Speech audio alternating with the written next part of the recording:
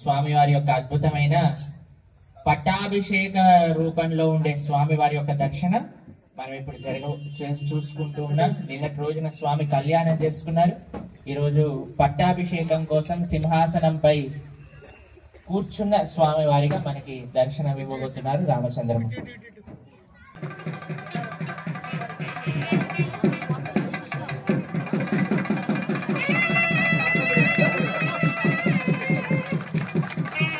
మంగళం దోసలేంద్రాయ మహనీయ గుణాత్మనే చక్రవర్తితనోజాయ సార్వభౌమాయ మంగళం ఆసాద్యేంద్రియాం అభిషిక్తాయ సీతయా రాజాధిరాజరాజాయ రామభద్రాయ మంగళం మంగళాశాసనపరైః వరాచార్య పురోగమైః सर्वैष्णपूर्वैराचार्यैः सत्कृतायास्तु मङ्गलम्।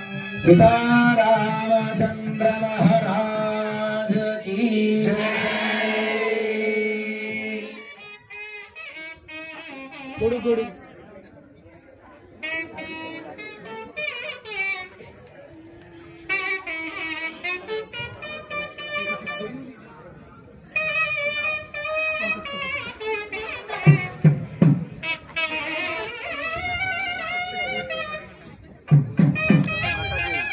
ओम अयं मुहूर्तः सुमुहूर्तोऽस्तु।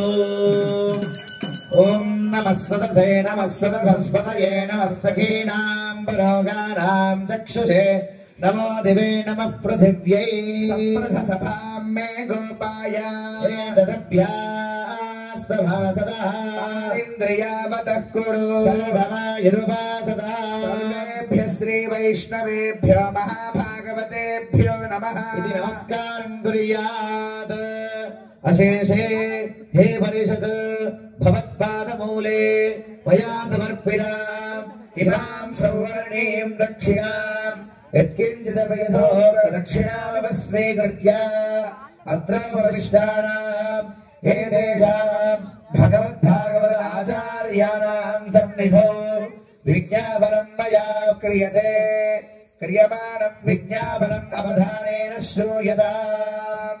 अस्य श्री भगवतो देवदेवोत्तमस्य श्रीमदखिलाण्डकोटिब्रह्माण्डनायकस्य देवदेवस्य जगत्कुटुम्बिनः जगद्रक्षणार्थं लीलया अवतीर्णस्य श्री सीतारामचन्द्रस्वामिनः कृपया अस्मदाचार्यवर्याणां परिपूर्णमङ्गलाशासनेन एवं परमहंसपरिव्राजकाचार्य श्रीमद् अभयचरणारविन्द भक्तिवेदान्त स्वामी श्रीलप्रभुपादानाम् आशीर्वचनेन एवं श्री प्रणवानन्ददास स्वामी आध्वर्यवे संकल्पिता श्री सीतारामचन्द्र स्वामिनः पट्टाभिषेक महोत्सव ह्यं कर्म कर्तुं मम योग्यता सिद्धिरस्त्वत्यनुगृह्णन्तु भवन्तः। योग्यता सिद्धिरस्तु वैरनुगृहीतः स्वासने उपविश्य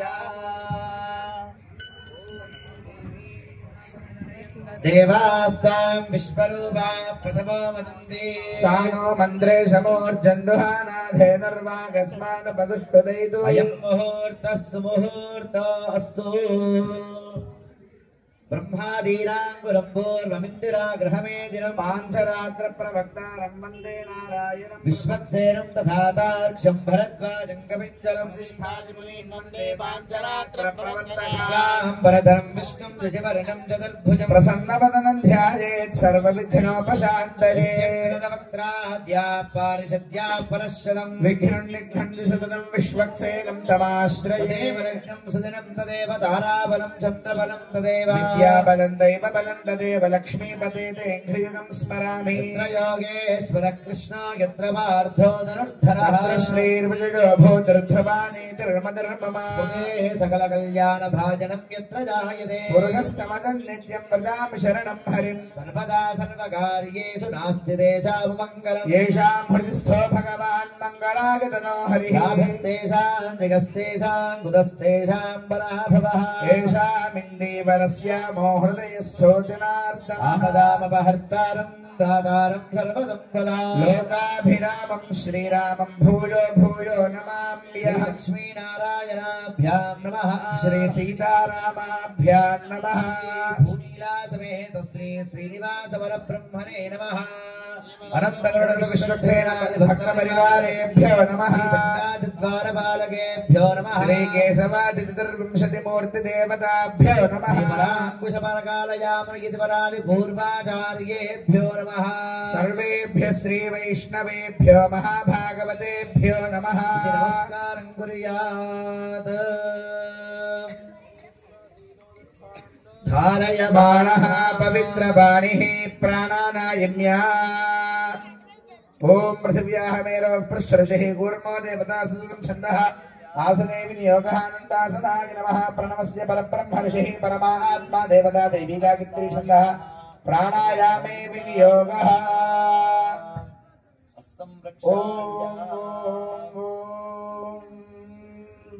ओम केशवाय नमः ओम नारायणाय नमः ओम माधवाय नमः गोविन्दाय नमः विष्णवे नमः मधुसूदनाय नमः त्रिविक्रमाय नमः वामनाय नमः श्रीधराय नमः ऋषिकेशाय नमः पद्मनाभाय नमः दामोदराय नमः ओम शुभाभ्युदयार्थं च शुभे शोभने मंगले मुहूर्ते अत्र पृथिव्यां जम्बूद्वीपे भरतवर्षे भरतखण्डे मेरोर्दक्षिणदिग्भागे श्रीरङ्गस्य उत्तरदिक्प्रदेशे कृष्णा गोदावरीयोर्मध्यदेशे गोदावरी नदीतटे अस्मिन् भद्राचल दिव्यक्षेत्रे अस्मिन् पट्टाभिषेकमण्डपे भगवद्देवताः भगवद्भागवता आचार्यसन्निधौ अस्मिन् वर्तमान व्यावहारिकतान्त्रमानेन प्रभात शक्य संवत्सराणां मध्ये श्री क्रोधि नाम संवत्सरे उत्तरायणे हेमवन्त ऋतौ पौष्यमासे कृष्णपक्षे सप्तषष्ट्यां शुभतिथौ वासरः वासरस्तु अद्य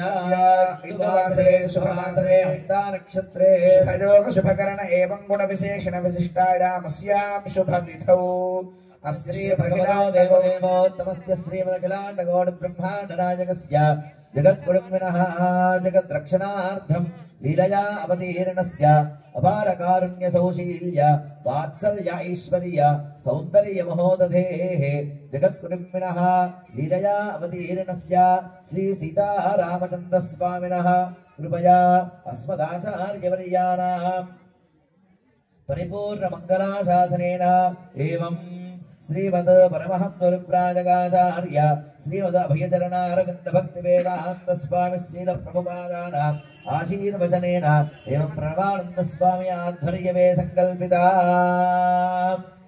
श्री सीतारामचन्द्र स्वामिनः पट्टाभिषेक महोत्सवाख्य कर्म करिष्यमानः भक्तानां यजमानानां सकलाभीष्ट सिद्ध्यर्थं समस्त मंगलावाप्यर्थं क्षेम स्थैर्य धैर्य वीर्य विजया भयाजिरारोग्य ऐश्वर्य धनधान्य पुत्र पौत्राभिवृद्ध्यर्थं धर्मार्थ काम मोक्ष चतुर्विध बल पुरुषार्थ सिद्ध्यर्थं आध्यात्मिकाद दैविकाद भौतिकतावत्रय निवारणार्थं मनोभिलषित कामना सिद्ध्यर्थं लोकक्षेमार्थं विश्वशान्त्यर्थं धर्म परिरक्षणार्थं संकल्पिता श्री सीतारामचन्द्र स्वामिनः पट्टाभिषेक महोत्सवाख्यं कर्म करिष्यमानः तदा दोषुद्ध्यर्थं वृद्ध्यर्थं अभ्युदयार्थं च एभिः श्री वैष्णवेन महाजनैः सह वासुदेव पुण्याहवाचनं करिष्ये आदौ निर्विघ्नेन प्रसमाप्त्यर्थं श्रीमद् विश्वक्सेन आराधनं करिष्ये तदङ्गपात्रासाधनं च करिष्ये ओम शन्नो देवीरभिष्टाय आपो भवन्तु भीतये श्रेयोरभिश्रावन्तु नः परिकल्पयामि पाद्यं परिकल्पयामि आचमनीयं परिकल्पयामि स्नानीयं परिकल्पयामि सर्वार्थदोयं परिकल्पयामि तस्मिन् विरजानदीं ध्यात्वा विरजानद्यै नमः आगतामभ्यर्च्याष्टाक्षर्या सप्तवारभिमन्त्र्या अर्घ्यादवात्रेषु किञ्चित् किञ्चित् जलं निक्षिप्य शेदुरेण पूजाद्रव्याणि आत्मानं च प्रोक्षयेत् अपवित्रः पवित्रो वा सर्वावस्थां तदोऽपि वा स्मरेत् पुण्डरीकाक्षं सभाख्याभ्यन्तरश्रुतिः पुण्डरीकाक्षाय नमः निर्विघ्ने प्रसमाप्त्यर्थं श्री विश्वक्सेन आराधनं करिष्ये ओम समुखीनाम्यवे विश्वक्सेनानयन्ते धियोऽस्माद्वेष्टियं च वयं विष्णुस्तेनागप्रचोदयाय विद्महे वेत्रहस्ताय धीमहि प्रचोदयात् विश्वक्सेनाय नमः। दीपोत्तरीयाभरणातिरङ्गाराः सर्वोपचारान् समर्पयामि विश्वक्सेनाय नमः। मङ्गलनीराजनदीपं सन्दर्शयामि। ॐ वाद्यं मानसिकं सेज्जातवेदो गामस्मं पुरुषञ्जगदग्नाय विश्रिया मा परिपादय।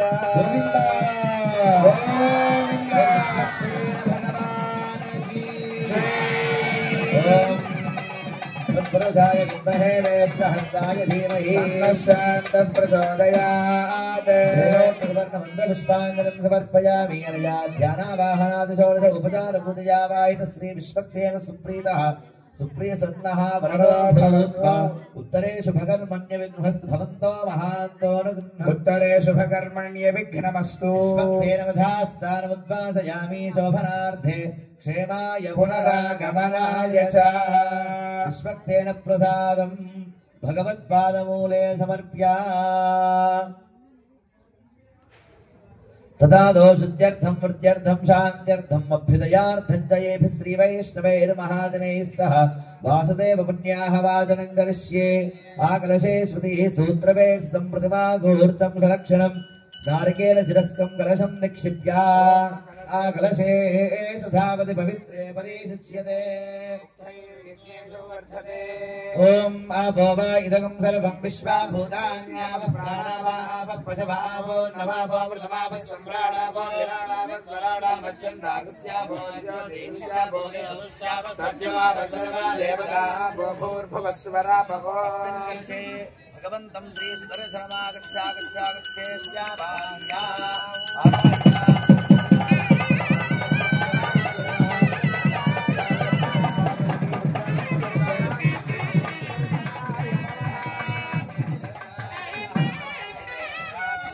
दीपोत्तरीयाभरणातिरङ्गाराः सर्वोपचाराः। ओम स्वामिनः मनस्समाधीयतामहितमनतस्मान्तभवन्तः नास्तिः अनुज्ञातः पुण्याहं वाचयिष्ये। भगवतो बलेन भगवतो वीर्येण भगवतस्तेजसा भगवतः कर्मणा भगवतः कर्म करिष्यामि।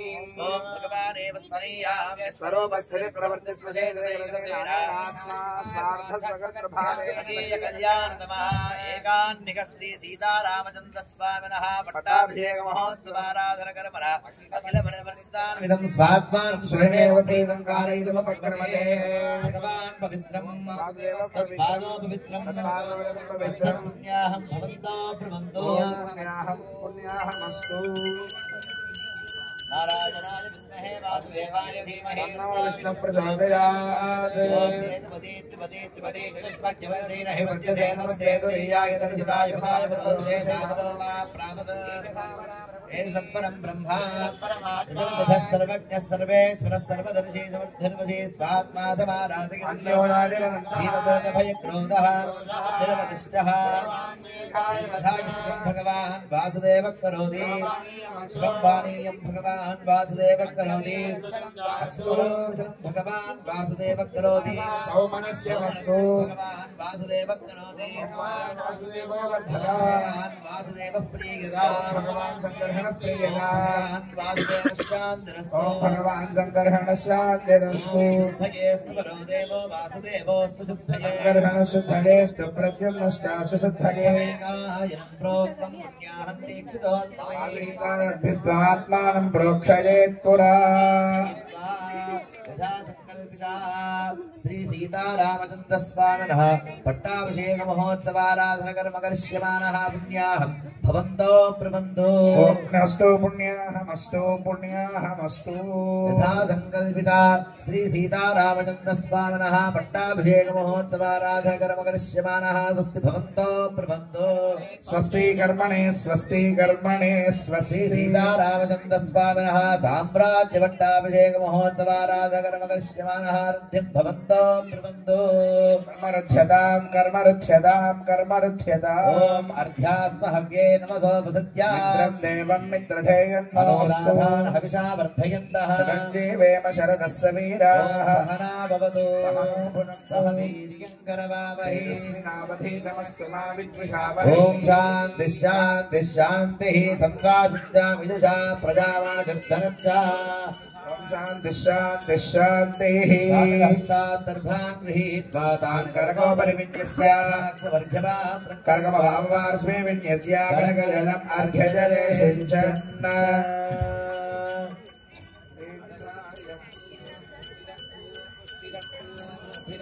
अभिघ्नमस्तु आयुष्यमस्तु आरोग्यमस्तु धनधान्य समृद्धिरस्तु अरिष्टदर्शनमस्तु यत्पावं तत्र देहमस्तु सर्वाः सम्पदः सन्तु शोधनमस्तु सहस्रधारकं सहस्रधारमकरिणधारमच्छिद्रमक्षर्यमरित्रमन्तमञ्जलपरमं नमस्ते मधुसूदनाय तत्राभिमानं परिरक्षयन्तम् देवो दक्षिणस्यां संकर्षणोपटीत्यां प्रत्युम्नो शान्तिशरद्धौ ऊर्ध्वाय जगदाधरो महापुरुषो मार्गगिलात् देभ्यः श्रीवैष्णवेभ्यो नानागोत्रेभ्यो नानानामभ्यः वासुदेव पुण्याः वासनमन्त्रदक्षिणां यजमानस्य मनसोत्साह परिहृतैरण्यं तुभ्यमहं सम्प्रददे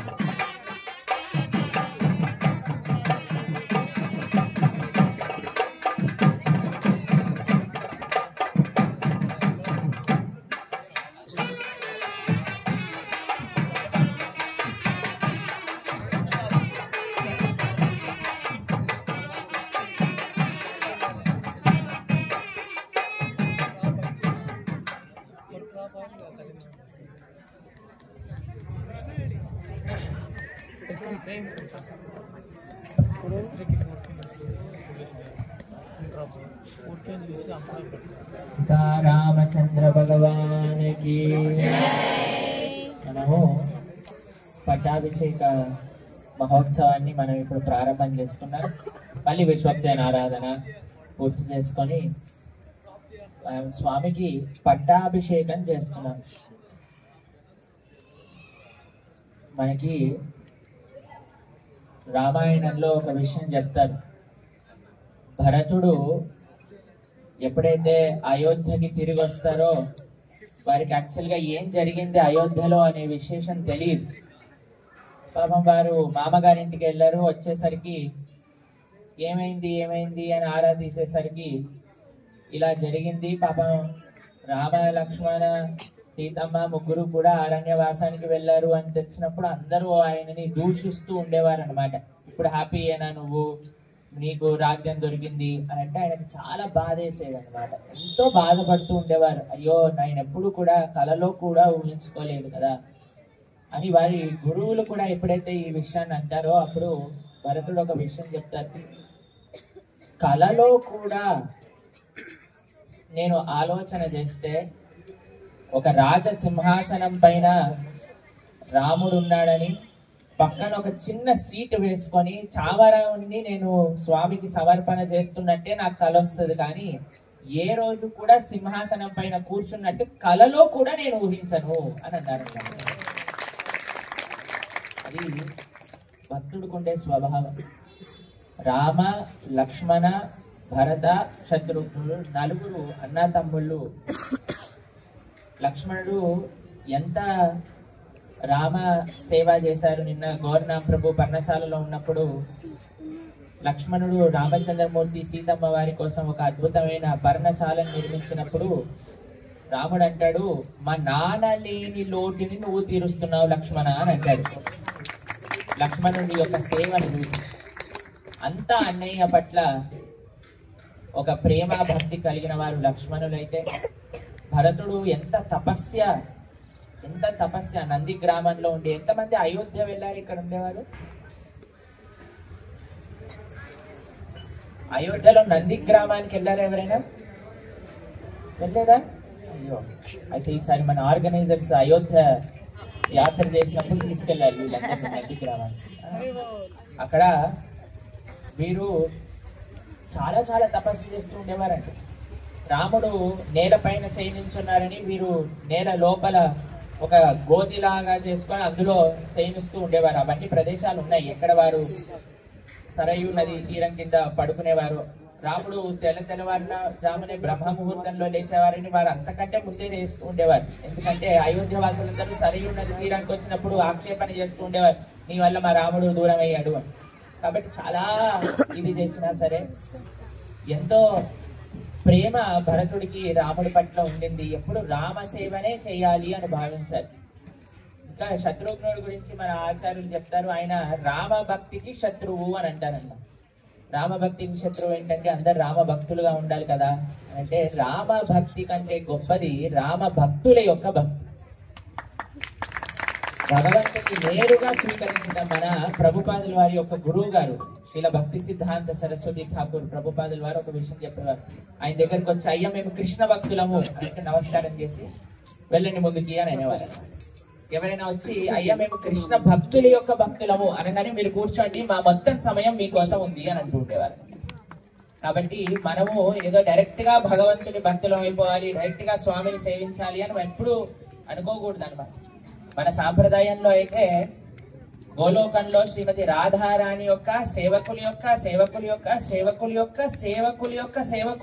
సేవకుడిగా ఒక చిన్న ద్రవ్యం అందిస్తూ ఉంటేనే అది మన జన్మ యొక్క సాఫల్యం అని మన సాంప్రదాయంలో భావిస్తా ఉన్నాం. కాబట్టి ఎప్పుడైనా సరే రామ భక్తుల యొక్క భక్తుడిగా మనం ఉండాలి. అలా ఉండడానికి ప్రయత్నం చేయాలి. ఆ భావన మన హృదయంలో కలగాలన్నమాట. దాస అనుదాస అని అంటారు.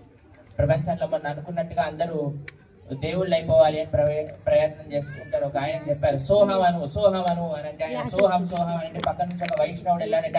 ఆయన అయ్యో సోహం అంటున్నావు ఏంటి, పక్కన ఒక దా చేర్చు అన్నాడట. అంతే. అయితే ఈయన దాసోహం అని అనుకుంటే మళ్ళీ వారి గురువు గారు వచ్చారంట, హే దాసోహం అంటున్నావు, దాసుడు కాదు నువ్వు అవ్వాల్సింది, భగవంతుడివి, స చేర్చు అని అంటే సదాసోహం అని అంటూ ఉన్నాడట. దాసోహం మళ్ళీ ఈయన వచ్చి ది యాడ్ చేశారు, మళ్ళీ దాసోహం. అలా వీళ్ళిద్దరికి చేరుతూ ఉంది. తర్వాత వైష్ణవ గురువు వచ్చి వీరికి చెప్పారు, అయ్యా మీరు ఇంత మంచి మానవ జన్మని ఏదో వ్యర్థం చేసుకోకండి, భాగవతోత్తముల యొక్క సేవ చేసుకోవడానికి ప్రయత్నం చేయండి అని చెప్తే వారు ఒక గొప్ప వైష్ణవ భక్తులు అయ్యారు అని మనకి ఒక వృత్తాంతం, ఒక స్థల పురాణం చెప్తుంది అనమాట. కాబట్టి అలా మనందరం కూడా భగవంతుడి యొక్క దాసులం అవ్వాలి అని ప్రయత్నం చేయాలి. మనము ఏదో గౌరవాన్ని పొందటం కాదు, స్వామికి అన్ని రకాల కైంకర్యములు జరిపించాలని ఇప్పుడు స్వామిని అభిషేకిస్తూ ఉన్నాం మనం పట్టాభిషేక మహోత్సవంలో. అటువంటి సుందరమైన కార్యక్రమంలో ఏం చేయబోతున్నారు అని సుకుమారాచార్యులు గారు ఒకసారి చెప్తాను మీకు. అసలు ఏంటి ఒక ఓవర్ వ్యూ, అసలు ఏమేమి జరగబోతుంది అని. దాని తర్వాత మీరు చూసినప్పుడు మీకు అన్ని విషయాలు కూడా అర్థమవుతూ ఉంటాయి. సీతారామచంద్ర మహారాజ్ కీ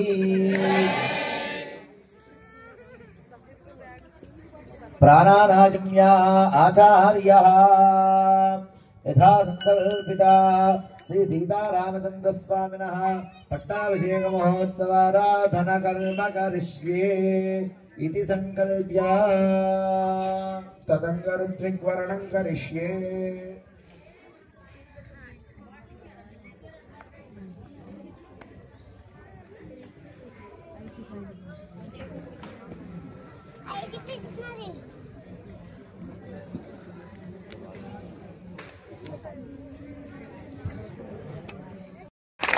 గంగ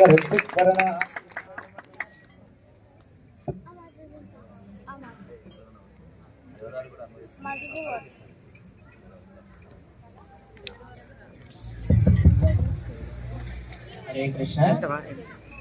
మన మధ్యలో ఈ క్షేత్రంలో కైంకర్యం చేస్తున్న స్వామి ఇక్కడికి విచ్చేశారు. మేము వీరిని మొట్టమొదటిసారి విజయనగరంలో జరిగిన రామాయణ సదస్సులో మనం అక్కడ పాల్గొన్నప్పుడు మాతో పాటు రామాయణం పైన ప్రజెంటేషన్ చేయడానికి వారు వచ్చారనమాట. అప్పుడు మేము వారిని ఫస్ట్ టైం కలుసుకోవటం జరిగింది విజయనగరం క్షేత్రంలో.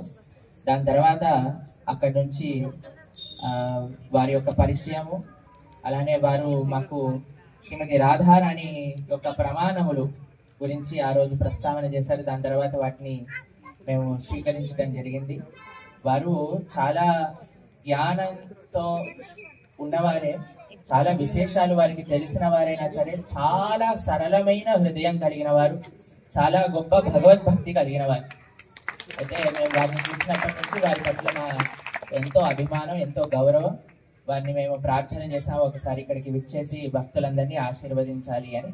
వారు ఈరోజు విచ్చేశారు. మనందరం ఒకసారి వారిని చక్కగా ఆహ్వానం చేసి వారి దగ్గర నుంచి మంచి విషయాలు వినడానికి ప్రయత్నం చేస్తాం.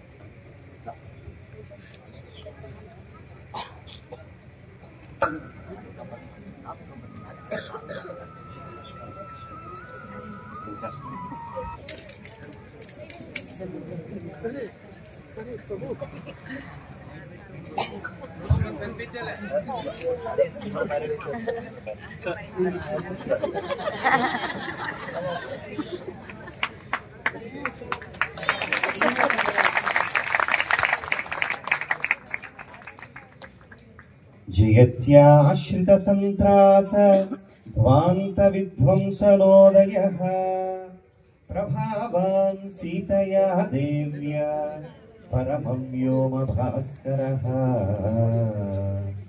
ఆకారత్రయ సంపన్నాం అరవింద నివాసినీం అశేష జగదీశిత్రీం వందే వరద వల్లభా.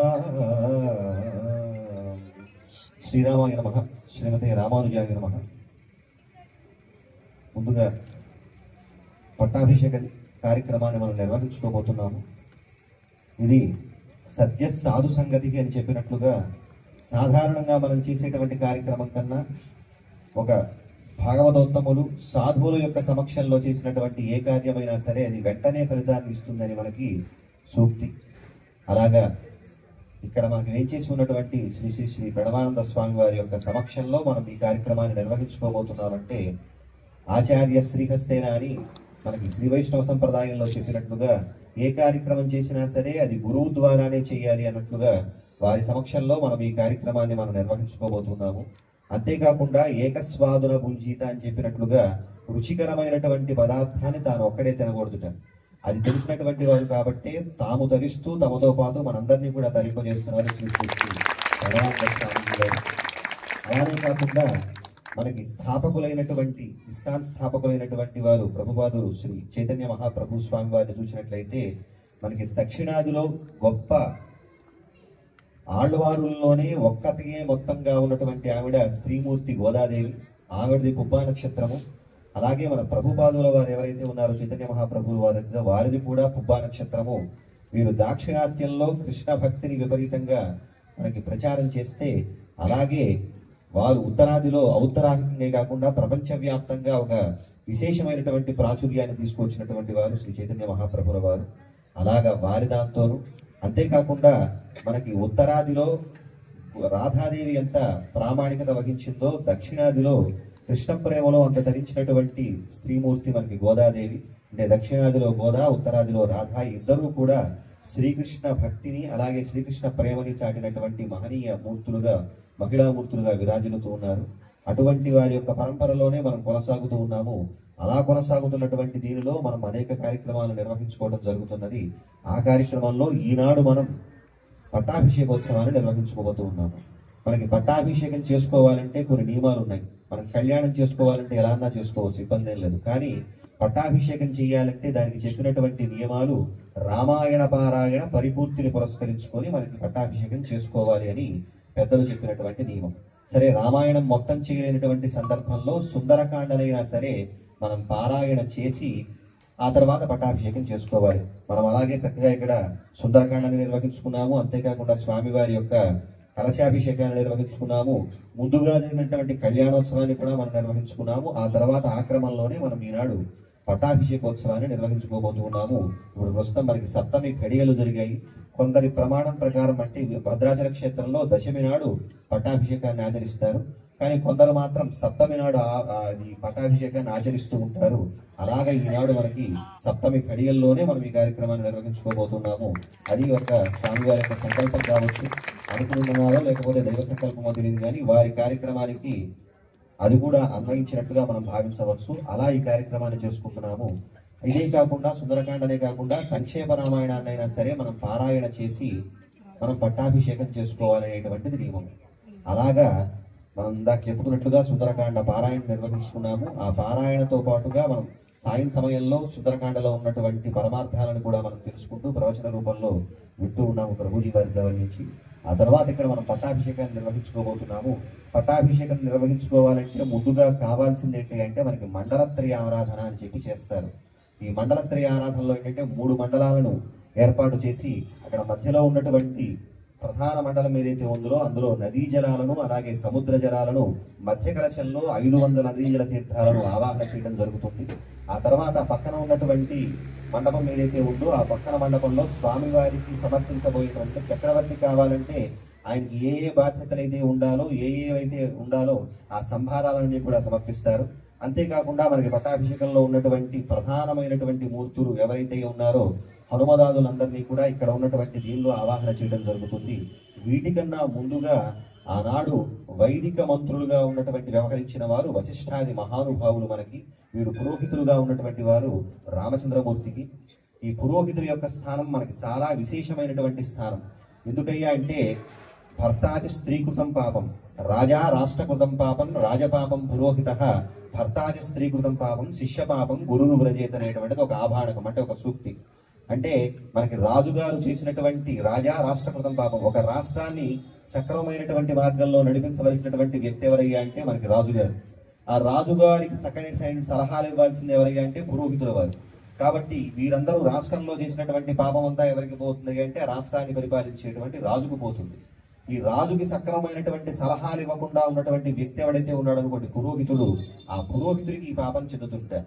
అంతేకాకుండా భర్త స్త్రీకృతం పాపం ఈవిడ భర్త చేసినటువంటి పుణ్యంలోంచి స్త్రీ స్వీకరిస్తుంది. కానీ స్త్రీ గారిని ధర్మంలో నడిపించవలసినటువంటి వ్యక్తిది భర్తే కాబట్టి ఆవిడ ఒకవేళ పొరపాటున ఏమైనా పాపాలు ఏమైనా చేసేయాలనుకుంటే అవన్నీ పూర్తిగా వర్తిస్తాయి అంటే భర్తకి వర్తిస్తాయి. అలాగే శిష్య పాపం గురువు వ్రజేత అన్నట్లుగా శిష్యులు సక్రమంగా గురువు గారు చెప్పినటువంటి మార్గంలో నడిచారనుకోండి ఏ ఇబ్బంది లేదు. అలా కాకుండా మనం అవ్యక్తంగానో లేకపోతే తెలియకుండానే తప్పులు చేసామనుకోండి ఆ చేసినటువంటిదంతా ఎవరికి చెందుతుంటా గురువు గారికి చెందుతుంటా, అది ఇంకా మనకి మహాపాతకం. ఆయనకు చెందుతుంది కానీ మనం ఇంకా దానివల్ల రెట్టింపు పాపాన్ని పొందుతాం. కాబట్టి పురోహిత స్థానం అనేటువంటి చాలా ప్రధానమైనటువంటిది. ఈ పట్టాభిషేకంలో అటువంటి పురోహితుల్ని ఎన్నుకోవడం జరుగుతుంది. వశిష్ఠుడు, వామదేవుడు, జాబాలి, కాత్యాయనుడు, సుయజ్ఞుడు, గౌతముడు మొదలైనటువంటి వారందరినీ కూడా ఎన్నుకోవడం జరుగుతుంది. ఆ ప్రకారంగానే ఇప్పుడు ఈ వరుణ కార్యక్రమం అనేటువంటి చెప్తారంటే ఆనాడు వశిష్ఠాది మహానుభావులు ఎలాగైతే ఉండి రామచంద్రమూర్తి యొక్క పట్టాభిషేకాన్ని నిర్వహించడం జరిగిందో అలాగ ఇప్పుడు ఉన్నటువంటి ఈ కార్యక్రమంలో కూడా ఈ కార్యక్రమానికి మొత్తం శ్రీకారం చుట్టి వశిష్ఠుడు అంటేనే రామచంద్రమూర్తి యొక్క కార్యక్రమాలన్నింటినీ కూడా నిర్వహించేటువంటి వ్యక్తి.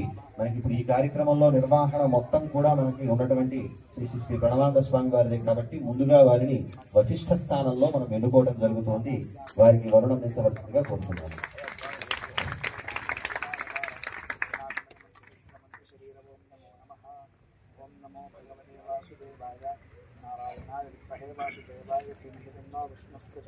వశిష్ఠ స్థానంలో శ్రీ ప్రణవానంద స్వామి వారిని మనం వారిలోకి ఆవాహన చేస్తూ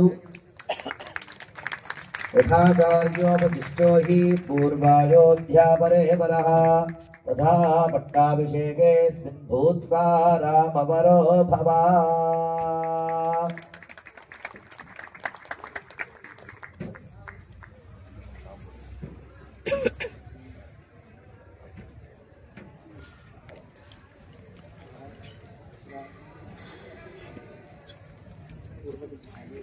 వశిష్ఠ స్థానంలో మన ప్రణవానంద స్వామి వారిని, అలాగే తర్వాత బ్రహ్మస్థానం ఉంది. బ్రహ్మస్థానాన్ని ఈరోజు విశేష అతిథులుగా మన కార్యక్రమానికి విచ్చేసినటువంటి శ్రీమాన్ అంతర్వేది కృష్ణమాచార్య స్వామి వారిని మన బ్రహ్మస్థానంలో ఉండి కార్యక్రమాన్ని నడిపిస్తున్నారు. వారికి బ్రహ్మ తాంబూలాన్ని మన అర్చక స్వామి అందిస్తున్నారు. యథా బ్రహ్మా వాసుదేవః పురాయోధ్యాపురే వరః తథా పట్టాభిషేకేస్మిన్ భూత్వా రామవరో భవ త్వం బ్రహ్మా భవ. వీరితో పాటుగా ఈ పట్టాభిషేకంలో మిగతా ఋషివర్యులందరూ కూడా వస్తారు. ఒకరు కాదు, ఇద్దరు కాదు, ఎంతో మంది వస్తారు. కానీ దాంట్లో ప్రముఖులుగా ఒక 8 మంది ఋషుల్ని మనం ఈ పట్టాభిషేకంలో వారిని ప్రధానంగా మనం ఆవాహన చేసుకుంటున్నాం. వారిని కూడా మనం చేసుకుంటున్నాం. ముందుగా జాబాలి మహర్షిని మనం ఆవాహన చేసుకుంటున్నాం.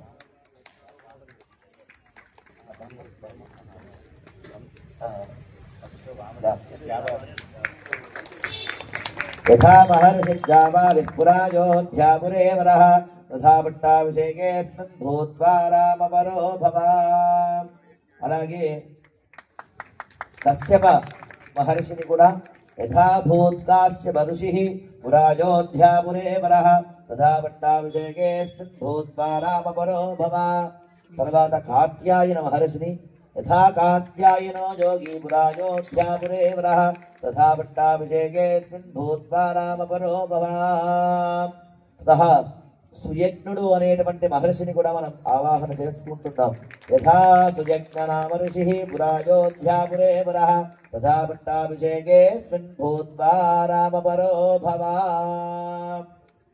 ఇలాగా ఋషులందరినీ కూడా మనం ఆవాహన చేసుకుంటున్నాం. తర్వాత గౌతమ మహర్షిని కూడా మనం ఆహ్వానిస్తున్నాం శ్రీ రామచంద్ర స్వామి పట్టాభిషేకానికి. ఎవరి గౌతమ మహర్షి? నిన్న చెప్పుకున్నాం మనం. సీతమ్మ వారి యొక్క వంశంలో ఉన్నటువంటి ఆ మహర్షిని మనం ఇప్పుడు ఆవాహన చేస్తుంటాం. యథా గౌతమ నామ ఋషి పురాయోధ్యాపురే వరః తథా పట్టాభిషేకేస్మిన్ భూత్వా రామవరో భవ. అలాగే విజయుడు అనేటువంటి ఒక మహర్షిని కూడా మనం పిలుస్తున్నాం. యథా విజయ నామ ఋషి పురాయోధ్యాపురే వరః తథా పట్టాభిషేకేస్మిన్ భూత్వా రామవరో భవ. ఇలా అందరి మహర్షులు 8 మంది మహర్షుల్ని మనం ఈ పట్టాభిషేకంలో పిలుస్తూ సర్వే స్వధర్మ కుశలాః సర్వే రామపరామరాః సర్వే పట్టాభిషేకాభ్యం కృతార్థం కురుదాతదాత్. ఇలాగే మిగతా ఋత్వికులందరినీ కూడా ఈ పట్టాభిషేకంలోకి మనం ఆహ్వానం పలికి స్వామి యొక్క పట్టాభిషేకం వారి నేతృత్వంలో ప్రధానంగా వశిష్ఠులు అలాగే వామదేవులు వీరిద్దరిని, ఒకరిని ఆచార్య స్థానంలో మరొకరిని బ్రహ్మస్థానంలో ఉంచి ఈ కార్యక్రమాన్ని నిర్వహిస్తున్నారు. అలాగే మనం ఇక్కడ కలశాలని 3 మండపాలను ఏర్పాటు చేసుకున్నాం. ఇంతకు మన స్వామివారు చెప్పారు ఎవరెవరిని ఎందులో ఆవాహన చేయాలి, ఎక్కడెక్కడ ఎవరిని పిలవాలి, అలా అందరినీ కూడా పిలుస్తున్నారు. కేవలం మనమే కాదు, మిగతా అంగదుడు, సుగ్రీవుడు, హనుమంతుడు అలాంటి వానర పుంగవులు అందరూ కూడా ఇక్కడ వేంచేసి ఉన్నారు శ్రీరామ పట్టాభిషేకంలో. మనమే కాదు, దేవతలందరూ కూడా వచ్చారు రాముడి పట్టాభిషేకం కోసం. మానవులే కాదు, అటు వానరులే కాదు, రాక్షస పుంగవులందరూ కూడా వచ్చారు. విభీషణాదులు కూడా ఇక్కడే ఉన్నారు. అలాగే దేవతలందరూ కూడా ఈ పట్టాభిషేకాన్ని సేవించడానికి ఇక్కడికి వేంచేస్తున్నారు. వాళ్ళందరినీ కూడా మనం ఒక్కసారి ఆవాహన చేసుకుంటూ ఈ కార్యక్రమాన్ని ముందుకు సాగిద్దాం.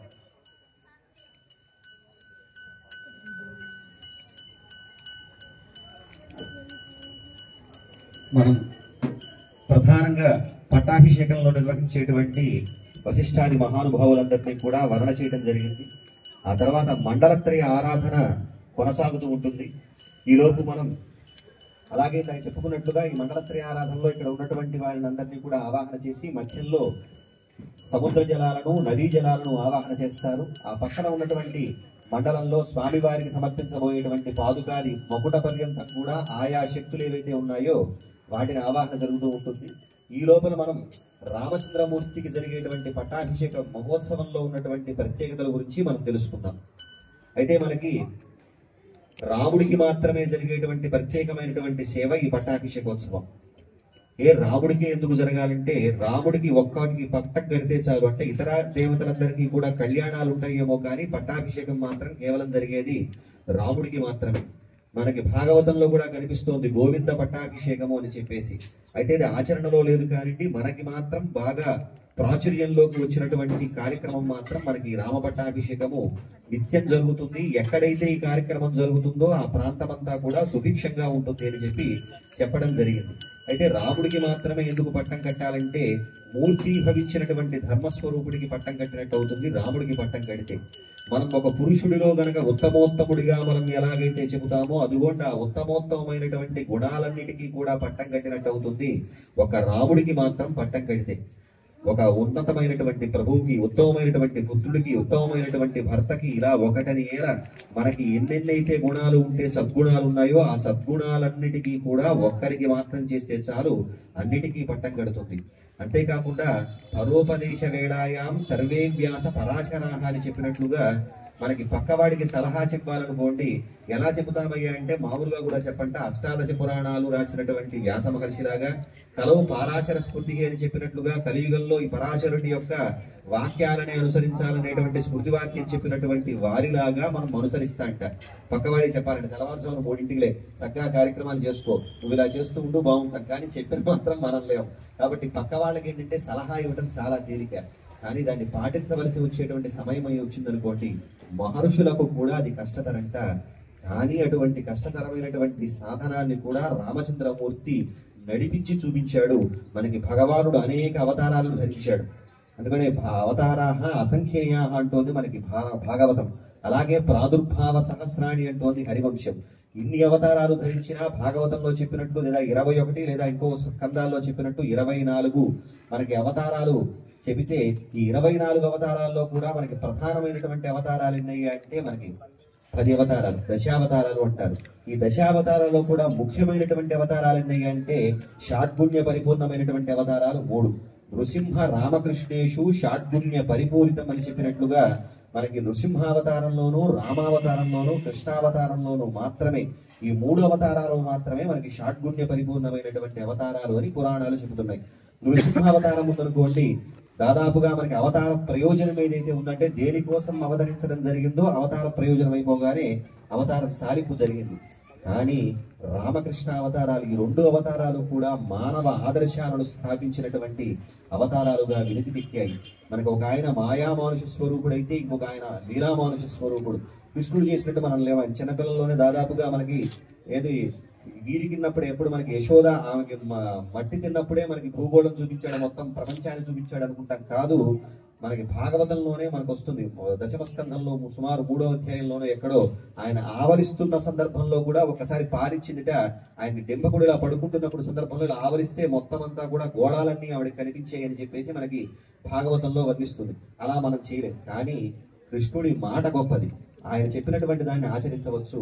రామచంద్రమూర్తి బాట గొప్పది, ఆయన నడిచినటువంటి మార్గంలో నడిస్తే దేనికోసం అవతరించాడయ్యా అంటే మనకి భాగవతం చెబుతోంది మత్యావతార స్త్రిహమత్య శిక్షణం అన్నట్లుగా మానవులందరూ కూడా ఎలా నడుచుకోవాలో చూపించినటువంటి ఆదర్శమైనటువంటి అవతారం ఏదయ్యా అంటే మనకి రామావతారంగా మనకి కనిపిస్తోంది.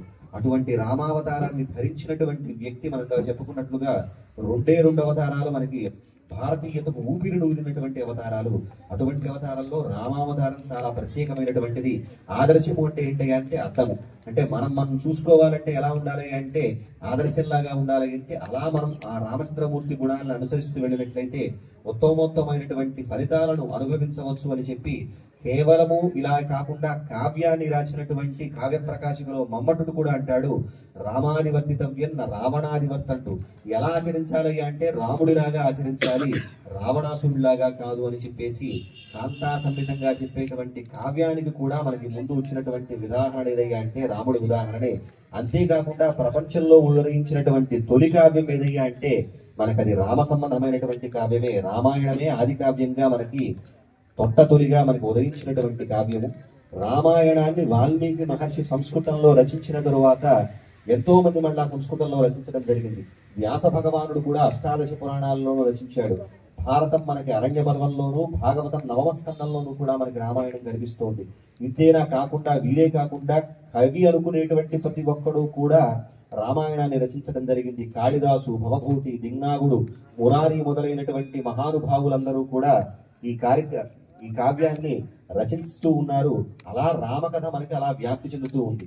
కేవలం ఒక 1000 సంవత్సరాల సాహిత్యంలో చూసినట్లయితే రాముడి పైన, రామాయణం పైన వచ్చినటువంటి గ్రంథాలు ఇతరుల పైన రాలేదయ్యా అంటే ఎంత ప్రభావం, రాముడి యొక్క ప్రభావం మనకి ఉందో ఆశించవచ్చు. అంతేకాకుండా రామాయణం కేవలం మనకేనా అంటే మన సొత్తే కాదు. రామాయణాన్ని చదివినటువంటి పాశ్చాత్యుడు అన్నటువంటి మాట, burn all the libraries let there be Ramayana అని చెప్పి పాశ్చాత్యుడిని కూడా కదిలింపజేసిందయ్యా అంటే ఎంత గొప్పతనం రామాయణంలో లేకపోతే వాడు ఆ మాట అంటాడు. ఎందుకంటే గ్రంథాలయాలని తగలబెట్టినప్పటికీ కూడా రామాయణం ఉంటుందయ్యా అంటే జనాల నోలిపైన ఉంటుందంటే, ఇతరత్రా వాడు పక్కన పెట్టినట్లయితే మనకి కేవలము నాస్తికులు, ఆస్తికులుగా చెప్పబడేటువంటి వాడు ఇద్దరు. మనకి ఆస్తికులు అంటే వేద ప్రామాణ్యాన్ని అంగీకరించేవారు, నాస్తికో వేద నిందక అన్నట్లుగా వేద ప్రామాణ్యాన్ని అంగీకరించినటువంటి వారు నాస్తికులు. ఈ నాస్తికుల్లో ఉన్నటువంటి వారిలో బౌద్ధులు కూడా ఉన్నారు. ఈ బౌద్ధుల్లో జాతక కథలు అని చెప్పేసేటువంటి గ్రంథం వారికి ఉన్నది. ఆ జాతక కథల్లో ఒక కథలలో రాముణ్ణి గొప్ప విరాగిగా, ఆయన మించినటువంటి ధర్మాత్ముడు లేనట్లుగా, గొప్పనైనటువంటి పరిపాలకుడు లేనట్టుగా మనకు అభివర్ణించడం జరిగిందయ్యా అంటే నాస్తికుల చేత కూడా ఆరాధింపబడేటువంటి గొప్ప వ్యక్తి ఎవడయ్యా అంటే మనకి రామచంద్రమూర్తి. అంతేకాకుండా ఇప్పుడు మనం రాముడి గురించి గొప్ప బయటికి వెళ్లాల్సిన అవసరం లేదు, లోపలికే వద్దాము. రాముడి గురించి గొప్ప మాట చెప్పినటువంటి ఉంది ఒక మాట, రామో విగ్రహవాన్ ధర్మ సాధు సత్య పరాక్రమ రాజా సర్వస్య లోకస్య దేవానామివ వాసవ అనేటువంటి మాట చెప్పాలయ్యా అంటే వాల్మీకి మహర్షి సాధారణంగా ఎవరి చేత ఈ గొప్ప మాట చెప్పించవచ్చు. బ్రహ్మజ్ఞాని అయినటువంటి వశిష్ఠుడి వల్ల, లేకపోతే గాయత్రి మంత్ర ద్రష్ట అయినటువంటి విశ్వామిత్రుడి వల్ల, లేకపోతే వేదాంత జ్ఞానంలో పండిపోయినటువంటి జనక మహారాజు చెప్పవలసినటువంటి మాట ఈ మాట. కానీ ఈ మాట ఎవరి ద్వారా చెప్పించాడో తెలుసా? శత్రువు బంటైనటువంటి వాడు ఎవరైనా అంటే మారీచుడి చేత పలికించినటువంటి మాట ఈ మాట. అంటే శత్రువుల చేత కూడా శ్లాఘించబడేటువంటి దివ్య గుణ సంపన్న వాడు ఎవరైనా అంటే రామచంద్రమూర్తి.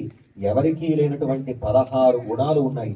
అవే కాకుండా మనకి అయోధ్యకాండలో రామచంద్రమూర్తికి సంబంధించినటువంటి గుణాలను ప్రజలే కీర్తిస్తూ ఉంటారు. సుమారు 83 గుణాలు వారు చెప్పడం జరుగుతోంది. అలాగ ఉత్తమోత్తమైనటువంటి గుణ సంపద కలవాడు కాబట్టి ఆయన గుణాలందరినీ ఆకర్షించాయి.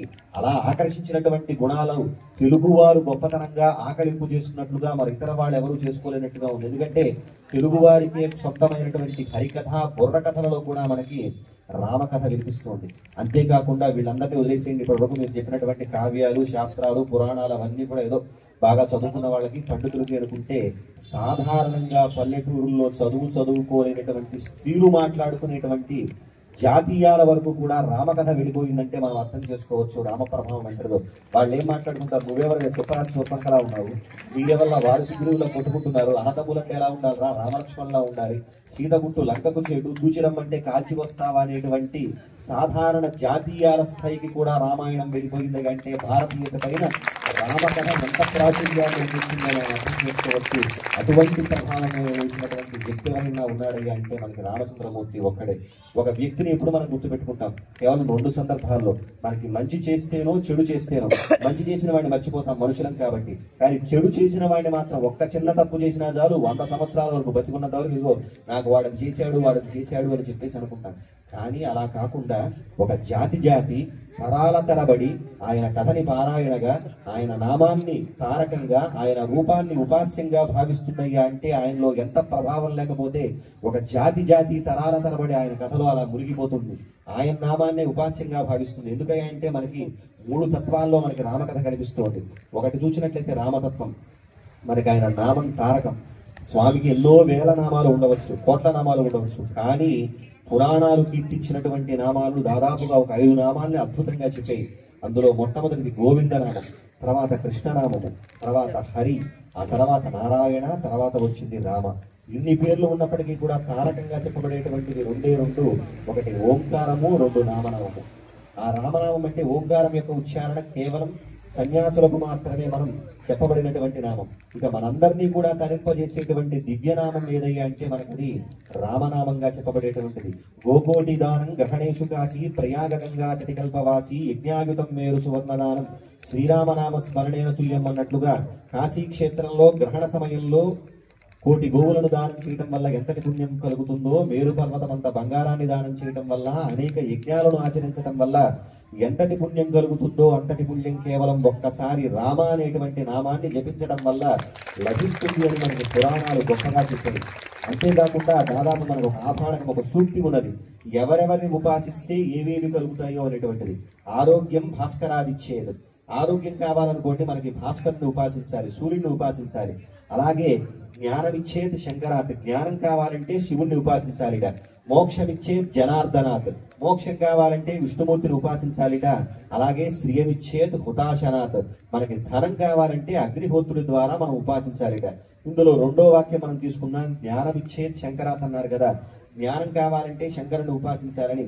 కానీ ఆ శంకరుడే చెప్పుకున్నాడు, నేను జ్ఞానప్రదాతని కాదయ్యా అంటూ లోమశ సంహిత అనేటువంటి ఒక జ్యోతిష గ్రంథంలో ఆయన చెబుతాడు పార్వతీదేవితో, యస్యనామ ప్రభావేన సర్వజ్ఞోహం వరాననే. ఓ వరాననే, ఓ పార్వతి, అందమైనటువంటి ముఖం కలదాన, నన్ను అందరూ సర్వజ్ఞుడిగా కీర్తిస్తున్నారు కదా, ఆ సర్వజ్ఞత్వానికి కారణం ఏదో తెలుసా? అది రామనామమే. అంటే జ్ఞానప్రదులైనటువంటి శంకరుడికి కూడా జ్ఞానాన్ని ప్రసాదించినటువంటి ఏకైక మంత్రం ఏదయ్యా అంటే అది రామమంత్రము. అదే తారకంగా నిలిచింది. నేటికి కూడా మనం రామ పోటీని రాస్తున్నామయ్యా అంటే ఇతర నామాలు పోటీగా తర్వాత వచ్చేయేమో కానీ మనకి సమర్పించినటువంటి రామనామం ఏదయ్యా అంటే మనకి రామనామం ఒక్కసారి రాస్తే చాలు ధరించిపోతాం. 1000 సార్లు ఫలితం వస్తుంది. కానీ రామనామం కన్నా కూడా ఇంకా బ్రహ్మ సంహితం అనేటువంటి మనకి గ్రంథం తెలియజేస్తోంది, ఒక్కసారి కృష్ణనామాన్ని స్మరిస్తే చాలుట 3000 సార్లు స్మరించినటువంటి ఫలితం కృష్ణనామం కూడా అనిపిస్తుందిట. అందుకని ఈ 2 నామాలు మాత్రమే మనకి కలిసంతరణ ఉపనిషత్తుగా కీర్తించబడుతున్నాయి, రామకృష్ణ. అందుకనే దాదాపుగా ఎవరు చెప్పినా సరే రామకృష్ణ అంటూ మూల కూర్చోమని కాదు, రామకృష్ణ నామాన్ని స్మరిస్తూ ఆదర్శమూర్తులైనటువంటి వీరి యొక్క మార్గంలో మనమందరినీ కూడా నడిపించాలనేటువంటి జ్ఞానబోధన చేస్తున్నాయి. అటువంటి గొప్ప వ్యక్తి రామచంద్రమూర్తి. కాబట్టే రాముడికి మాత్రం జరిగేటువంటి ప్రత్యేకమైనటువంటి ఉత్సవము ఈ పట్టాభిషేకోత్సవము. సరే, ఈ పట్టాభిషేకం చేసుకోవాలి అంటే సాధారణంగా ఒక రాజు ఎవడైనా ఉన్నాడు అంటే ఆ రాజు కావాలంటే ప్రజల మన్నన పొందాలి ఆ రాజు అనేటువంటి వ్యక్తి. అలా పొందినటువంటి వ్యక్తి ఎవడన్నా ఉన్నాడయ్యా అంటే మనకి రామచంద్రమూర్తి ఒక్కడే ఉన్నాడు. ఎందుకంటే రాముడి కన్నా ముందు ఈ భరత భూమిని ఎంతో మంది పరిపాలించాడు. మాననీయో మనీషినాం అన్నట్లుగా మానవులో మొదటి వాడైనటువంటి మనువు పాలించాడు. కానీ ఆయన గురించి చెప్పుకో మనం. ఇక్ష్వాకు కులతిలక అని చెప్పేసి రామచంద్రమూర్తిని ఇక్ష్వాకు వంశంలో పుట్టినటువంటి వాడా, ఆ వంశానికి కీర్తి తెచ్చిపెట్టేటువంటి వాడా అని కీర్తిస్తాం. ఆయన్ని మనం గొప్ప రాజుగా అంగీకరించలేము, ఆయన రాజ్యము మనం కావాలని అనుకోలేము. అలాగే షట్చక్రవర్తుల్లో ఒకడైనటువంటి మాంధాతని మనం రాజ్యం కావాలనుకో. సత్యానికే పెద్దపీట వేసినటువంటి సత్యహరిశ్చంద్రుడిని మనం కలుసుకోము. దేవతలకు సైతం యుద్ధంలో సహకరించినటువంటి కకుత్స్థుడు అనేటువంటి మహానుభావుడు ఉన్నాడు, ఆయన్ని మనం స్మరించుకోము, ఆయన రాజ్యము మనకి కావాలనుకోము. అలాగే గంగని భూమికి దింపి ఇప్పుడు మనందరినీ కూడా తరింపజేసేటువంటి భగీరథుడు ఉన్నాడు, ఆయన్ని రాజుగా అంగీకరించుకోలేము. కానీ రాజంటే రాముడే, రాజ్యం అంటే రామరాజ్యమైనటువంటి నారుడి ఎప్పటికీ అవ్యయంగా మిగిలిపోయిందయ్యా అంటే ఎంత గొప్ప సుపరిపాలన విస్తరించకపోతే నేటికి కూడా ఆయనే రాజుగా కావాలనుకుంటాము, ఆయన రాజ్యమే కావాలని మనం అంతా ఆశిస్తాము. అటువంటి గొప్ప పరిపాలన అందించినటువంటి వ్యక్తి ఎవరయ్యా అంటే రామచంద్రమూర్తి. ఆయనకి అయోధ్యకి ఉన్నటువంటి సంబంధం మనకి వాల్మీకి మహర్షి చెబుతారు. రామచంద్రమూర్తి పట్టాభిషిక్తుడై అవ్వాలనుకున్న సందర్భంలో పట్టాభిషేకాన్ని ప్రకటిస్తాడు వశిష్ఠ మహర్షి. దశరథ మహారాజు ఏవయ్యా అని చెప్పేసి అనగానే వెంటనే ఒక్కసారంతా కూడా ఆనందాన్ని వ్యక్తం చేస్తారుట. వ్యక్తం చేస్తే పాపం దశరథుడు అంటాడు, ఏమయ్యా ఇప్పటి వరకు మీకు సుపరిపాలన అందించలేదా? నేను రాముడి పేరు చెప్పగానే వెంటనే ఏమంటారు, అయ్యో మీరు వెళ్ళిపోతున్నారండి, మీరు బాగా చేశారు కానీ భావన లేకుండా ఒక్కసారిగా హర్షాన్నంతా వ్యక్తం చేశారయ్యా అంటే తండ్రి వింటాడండి. అప్పుడు ఉన్నటువంటి చక్రవర్తి, ప్రజల మనసు గెలిచిన వాడే చక్రవర్తి అనేటువంటి నానుడి మనకు అప్పుడే పుట్టింది రామాయణంలో. అప్పుడు ఉన్నటువంటి జనాలందరూ కూడా అనుకుంటారు, ఏమనయ్యా అంటే మాకు రాముడు కావాలయ్యా, అకామయత మేదిని భూమి మొత్తం కూడా రాజుగా కావాలని భూమి మొత్తం కోరుకుంటుంది.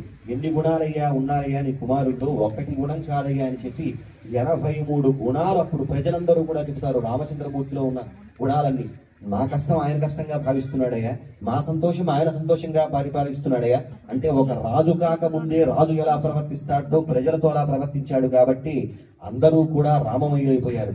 అంతేకాకుండా ఈయన పట్టాభిషేకం చేసుకుని ఇక్కడ ఉన్నట్లయితే అవతార ప్రయోజనం ఉంది. ఏదయ్యా అంటే రావణ సంహారం. అది జరగాలయ్యా అంటే అరణ్యవాస నెపంతో అరణ్యాలకు వెళ్తున్నాడు.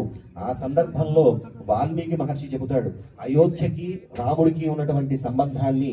అలా చెప్పేటువంటి సందర్భంలో రాముడు వెళుతున్నట్ట, రాముణ్ణి అందరూ అనుసరించి వెళుతున్నారట. రాముడి వియోగాన్ని తట్టుకోలేక ప్రకృతి మొత్తం కూడా విలవలనాడిపోయిందిట అని చెప్పేసి వాల్మీకి మహర్షి మనకి వర్ణిస్తాడు. పాపం ఆ దూడలు పాలివ్వటం లేదురా, ఆ దూడలకి పాలివ్వటం లేదురా ఆవులు. అంతేకాకుండా ఒక స్త్రీ పరిపూర్ణత్వాన్ని ఎప్పుడు పొందుతున్నాయి అంటే తాను సంతానవతి అయినప్పుడు. మొట్టమొదటిగా పుత్రుడిని కన్నటువంటి స్త్రీ కూడా ఆనందాన్ని పొందలేకపోయిందట. ఎందుకంటే రాముడిని మనం విడిచిపెట్టి వెళ్ళిపోతున్నాడే అని చెప్పేసి. అలా అంత గొప్పగా మమేకమైనటువంటి వ్యక్తి ఎవడన్నా ఉన్నాడే అంటే మనకి రాముడే. అలా రాముడు వెళ్ళిన తర్వాత కొంతమంది రాముడిని అనుసరిస్తూ వెళ్తారు.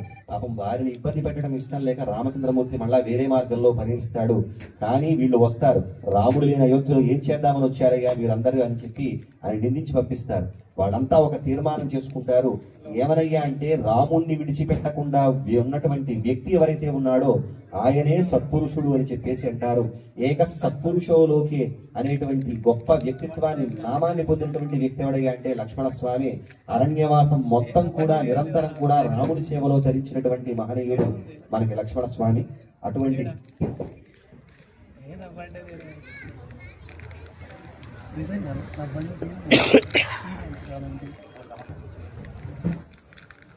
అలాగా లక్ష్మణస్వామి మాత్రమే తరించాడు. ఆ తరువాత రామచంద్రమూర్తి అరణ్యవాసంలో ఉన్నప్పుడు, చిత్రకూట పర్వతం పైన ఉన్నప్పుడు భరతుడు మళ్ళా రాముడిని తిరిగి తీసుకొద్దామని చెప్పేసేటువంటి ప్రయత్నం చేస్తాడు. అదే మనమైతే గనక అన్నయ్య ఒకసారి వచ్చేయి అంటే వెంటనే మనం ఏం చేస్తాం, సరేలా పోన్లే అని చెప్పేసి మనం వెళ్ళిపోతాం. కానీ రాముడు ఆ మాట అనలేదు. చంద్రుడు నుంచి వెన్నెల వెళ్ళిపోవచ్చు కాకంటే చంద్రుడు వెన్నెల అవిభాజ్యము. సముద్రం చర్యల కట్ట దాటొచ్చుగాక, హిమవంతుడిలోంచి హిమం వెళ్ళిపోవచ్చు కాక, కానీ రాముడు మాత్రం అన్నమాట ప్రకారం 14 సంవత్సరాల అరణ్యవాసాన్ని ముగించిన తరువాతే మళ్ళా నగరిలో అడుగు పెడతాననేటువంటి మాట ఎవరు లేడు. తండ్రి మాట నిలబెట్టడం కోసం ఆయన అంత గొప్ప ప్రయత్నం చేశాడు. ఆ తర్వాత అదే నియమాన్ని పాటిస్తూ ఆ తర్వాత భరతుడు అంటాడు, అన్నయ్య మీరు రాకపోయారు, కనీసం ఈ పాదుకలకైనా మనకి నన్ను అనుగ్రహించండి అంటే చాలా మంది అనుకుంటారు ఉన్న పాదుకలు కూడా పీక్కుపోయాడు పాపం భరతుడు అని చెప్పి. కాదు, ఆయన వస్తూనే బంగారు పాదుకల్ని తీసుకొస్తాడు. వాటిని ధరింపజేసి ఆయనకి ఇస్తే వాటిని శిరస్సును ధరించి ఆ తరువాత రాముడు లేనటువంటి రాజ్యంలో తాను ఉండటం ఇష్టం లేక నంది గ్రామంలో సింహాసనాన్ని ఏర్పాటు చేసి పాదుకలు ఈ ప్రపంచాన్ని పరిపాలించాయి అంటే ఆ పాదుకలకి ఎంత గొప్పతనం ఉండాలి. ఆ సమర్పణలో మనం వాటి యొక్క గొప్పతనాన్ని తెలుస్తున్నాం. మనకి రామాయణంలో సుమారు 12 పట్టాభిషేకాలు కనిపిస్తే అందులో మొట్టమొదటిసారిగా జరిగినటువంటి పట్టాభిషేకం రామచంద్రమూర్తి వారి యొక్క పాదుకలకు జరిగినటువంటి పట్టము. అటువంటి పట్టాన్ని పొందినటువంటి గొప్ప పాదుకలని వాటి ప్రస్తావన మనకి సమర్పణలో మనం తెలుసుకోవచ్చు. ఆ తర్వాత మనం కాస్త కథ ముందుకు వెళ్ళినట్టయితే కిష్కింధకు ప్రభువుని చేస్తాడు రామచంద్రమూర్తి. రమ్మంటారు నగరంలోకి, రానంటాడు సుగ్రీవుడు పిలిచినప్పటికీ కూడా రాముడు. ఆ తర్వాత రామచంద్రమూర్తికి సంబంధించినటువంటి మరో అభిషేకాన్ని మనం ఇక్కడ ప్రస్తావించుకోవాలి. ఇప్పటి వరకు కూడా ఎవరూ చేయలేనటువంటి 100 యోజనాల సముద్రం పైన గొప్పనైనటువంటి వారధిని నిర్మించాడు రామచంద్రమూర్తి. అలా నిర్మించేసరికి మహర్షులు మిగతా వాళ్ళందరూ కూడా రామచంద్రమూర్తిని దివ్యమైనటువంటి జలాలతో అభిషేకిస్తాడట. ఆ తర్వాత విభీషణుడు శరణంటాడు. శరణన్నవాడు శత్రువు యొక్క తమ్ముడైనా సరే ఆదరించేటువంటి గొప్ప గుణ సంపద కలవాడు రామచంద్రమూర్తి కాబట్టి అభయం సర్వభూతేభ్యో దదామ్యేతత్ వ్రతం మమ సకృదేవ ప్రపన్నాయ. నాయన నీవాడను ఒక్కసారి అంటే చాలు వారిని నావాడిగా చేసుకుంటాను. అలా చేసిన వాడు నాకు అపకారం కలిగించినటువంటి రావణుడైనా సరే వాడిని ఆదరిస్తాను అన్నారు. అన్న తర్వాత విభీషుడిని లంకకు పట్టం కట్టేసేస్తాడు రామచంద్రమూర్తి అభిషేకాన్ని తెచ్చి. ఇదేంటండి రాముడు ఇలా చేశాడు, తొందరపాటు పడ్డాడా అనుకుంటాట. కాదు, రావణాసుర సంహారం జరిగిన తరువాత అప్పుడు అనుకుంటాడా జ్వర ప్రభుమోదహ. అప్పటి వరకు రామచంద్రమూర్తి ఎలా ఉన్నాడంటే ఒక జ్వరం వచ్చిన వాడు ఎలా అయితే ఉంటాడో అలా అన్నట్ట. నేను అన్నమాట నిలబెట్టుకుంటానా లేదా అని. రావణ సంహారం జరిగిన తర్వాత లంకకు పట్టం కడతాడు. ఆ తరువాత రామచంద్రమూర్తిని కొద్ది రోజులు ఉండమంటాడు విభీషణుడు. లేదయా నేను అన్నమాట ప్రకారం 14 సంవత్సరాల అరణ్యవాస దీక్ష ముగించే నాటికల్లా నేను వెళ్ళకపోతే గనక భరతుడు ప్రాయోపవేశం చేస్తానన్నాడు, నేను వెంటనే బయలుదేరాలి అన్నాడు. అయితే సరే మా అన్నయ్య కుబేరుణ్ణి కొట్టి తెచ్చినటువంటి పుష్పక విమానం ఉంది, అందులో మిమ్మల్ని తీసుకువెళ్తానని చెప్పి అందరూ ఎక్కారు పుష్పక విమానంలో. ఇప్పుడు ఉన్నటువంటి విమానాల్లాగా కాదు ఆ విమానము, లిమిటెడ్ సీట్ లాంటివి కాదన్నమాట. 50 అంటే 50 మంది ఎక్కారు. కానీ అలా కాదు, దానిలో 100 మంది ఎక్కినా సరే ఇంకొకటి స్థానం ఉంటుంది. మనం ఏ ఊరు వెళ్ళాలో ఆ విమానం దగ్గరికి వెళ్ళి ఎక్కాలి, అప్పుడే అక్కడికి తీసుకెళ్తుంది. కానీ అలా కాదు, మనసులో కూర్చుని స్మరిస్తే చాలు ఆ ప్రాంతానికి తీసుకెళ్తుందట. అటువంటి విమానంలో వీరందరూ బయలుదేరారు. రామచంద్రమూర్తి సీత కోసం ఎక్కడెక్కడైతే ఏ కార్యక్రమాలు చేశాడో, సీత ఇదిగో నీ కోసం వీటిని చంపానని చెప్పి సీతామాతతో చెప్పుకుంటూ వెళ్తున్నట్ట. అలా కిష్కింధ వరకు వచ్చింది. వానరపత్రులు కూడా తనతో తీసుకువెళదామనేసరికి వానరపత్రులు కూడా రామచంద్రమూర్తి ఎక్కించుకున్నాడు. అలా పుష్పకం బయలుదేరింది.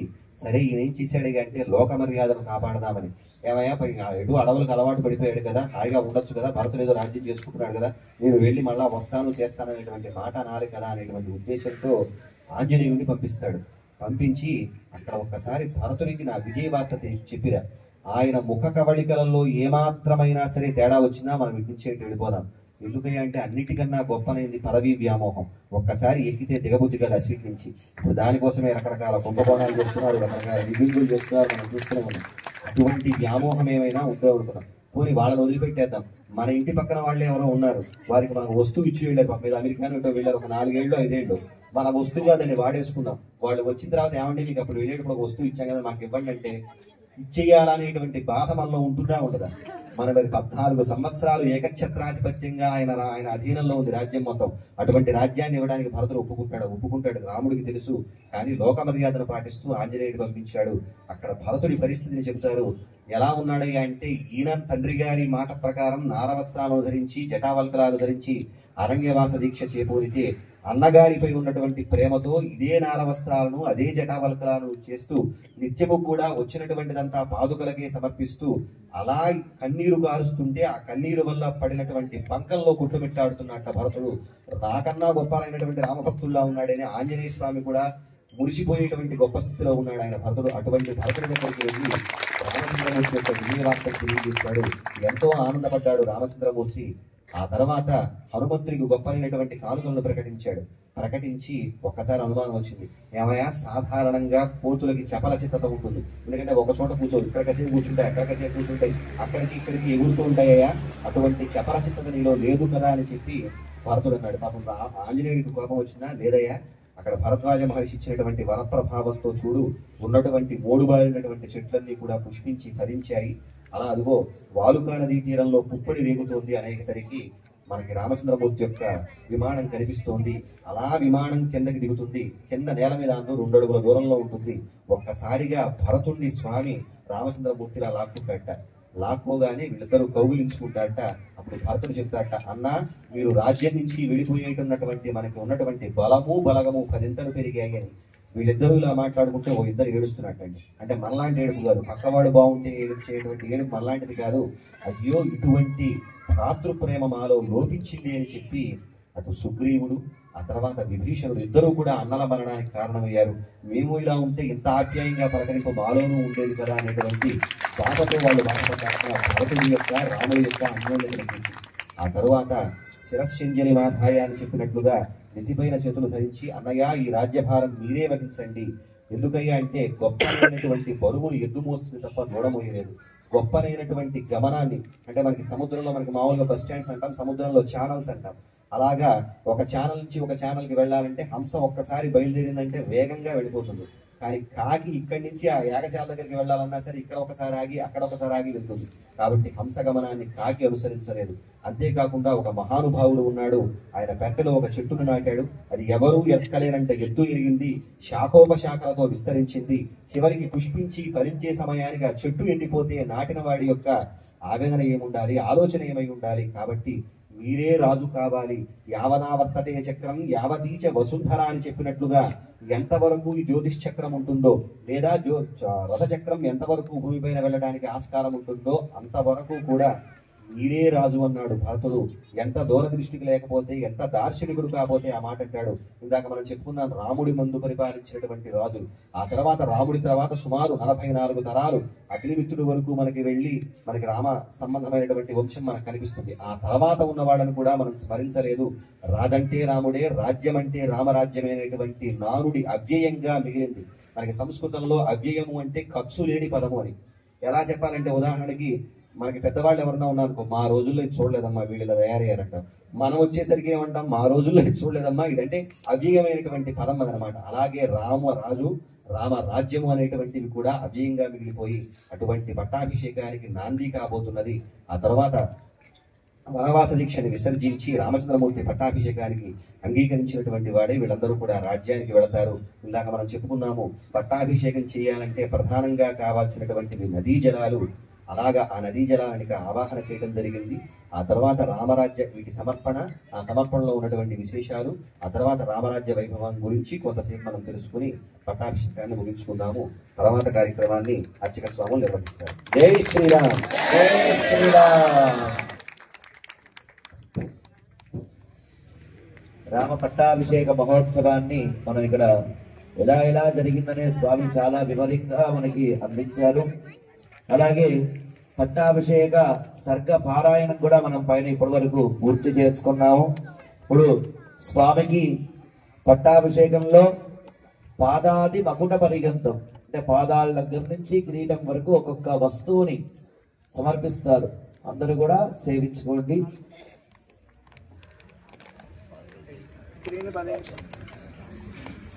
ఓం त्रीणि पदा विचक्रमे विष्णुर्गोपादाभ्यः ततो धर्माणि धारयन् శ్రీరామచంద్రాయ పాదుకాద్వయం సమర్పయేత్. అందరూ కూడా సేవించుకోండి. గోవిందా. మన పాదాలు మామూలు పాదాలు కాదండి. ఇందాకే మనం చెప్పుకున్నాము, రామచంద్రమూర్తికి పట్టాభిషేకంలో రామాయణంలో కనిపిస్తే 12 పట్టాభిషేకాలలో మొట్టమొదటి జరిగినటువంటి పట్టాభిషేకం ఈ పాదుకలకి. అంతేకాకుండా మనకి ఈ పాదుకల యొక్క గొప్పతనాన్ని చెబుతారు. ప్రభురూప కల్పన ప్రథమ సత్యస్ఫురత్ అంటూ. మనం సాధారణంగా భగవంతుడిని ధ్యానం చేయాలంటే మనకు కనిపించవలసింది ఆయన రూపం కాదు, ఆయన యొక్క పాదాలు. అటువంటి యోగుల హృదయాలలో నిత్యము కూడా మెరిగేటువంటి పాదాలు ఉన్నటువంటివి ఆ పాదుకలు. అటువంటి పాదుకలను రాజు కాబోయేటువంటి రామచంద్రమూర్తికి సమర్పిస్తూ ఉన్నారు. ఆ తర్వాత రాజదండాన్ని స్వామికి సమర్పిస్తున్నారు. ఇక్కడ ఈ మహోత్సవాన్ని జరిపించడానికి ముందుగా 8 మంది మహర్షులు పెద్దవాళ్ళు ఇక్కడ వేయించేసి ఉన్నారు. వారి ద్వారా ఈ కార్యక్రమాన్ని ముందుకు జరిపిస్తున్నారు. ఇప్పుడు రామచంద్ర స్వామికి రాజదండాన్ని సమర్పిస్తున్నారు. రామభద్ర గోవింద. సామ్రాజ్యం భోజ్యం స్వరాజ్యం వైరాజ్యం పారమేశ్యం రాజ్యం మహారాజ్యమాధిపత్యవయం.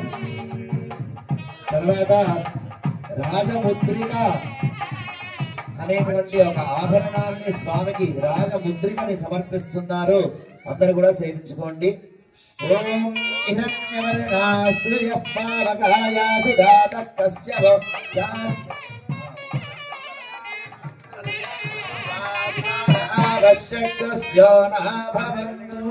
మనకి రాజదండాన్ని సమర్పించారు.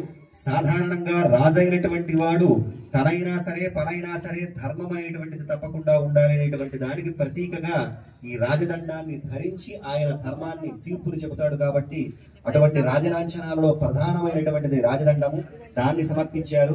ఆ తర్వాత మనకి సంస్కృతంలో ఉగ్గరానికి ఉన్నటువంటి పేర్లు 2. ఒకటి అంగుళీయకము, 2 రాజముద్రిక అని చెప్పి. అంగుళీయకం అంటే మనమంతా పెట్టుకునేది, రాజముద్రిక అంటే ఏ రాజు అయితే పరిపాలిస్తున్నాడో ఆ రాజు యొక్క పేరు ఆ ఉంగరం పైన చెక్కు ఉంటుంది. మనకి ఒక శాసనం చేశారంటే అది ఫాలో అవ్వాలంటే ఏం చేయాలి? గవర్నర్ గారి సంతకం కావాలి, అది జీవో అని చెప్పేసి అంటాం. అలాగా జీవో చలామణిలోకి రావాలంటే ఎలా అయితే ఉంటుందో రాజముద్రిక, అటువంటి రామ సంబంధమైనటువంటి రాజముద్రికని స్వామివారికి సమర్పించారు. ఆ తర్వాత విశేషమైనటువంటి హారాలు, సువర్ణాభరణాలు మనకి రామచంద్రమూర్తి ఆనాడు పట్టాభిషిక్తుడైతే దేవేంద్రుడు సైతం మెచ్చుకొని వాయువు ద్వారా ఒక స్వర్ణ కమలం హారాన్ని అలాగే ముత్యాల హారాన్ని కూడా సమర్పించడం జరిగింది. అటువంటి వాటికి ప్రతిబింబంగా ఇప్పుడు మనకి స్వామివారికి ఆ హారాలను సమర్పించబోతూ ఉన్నారు.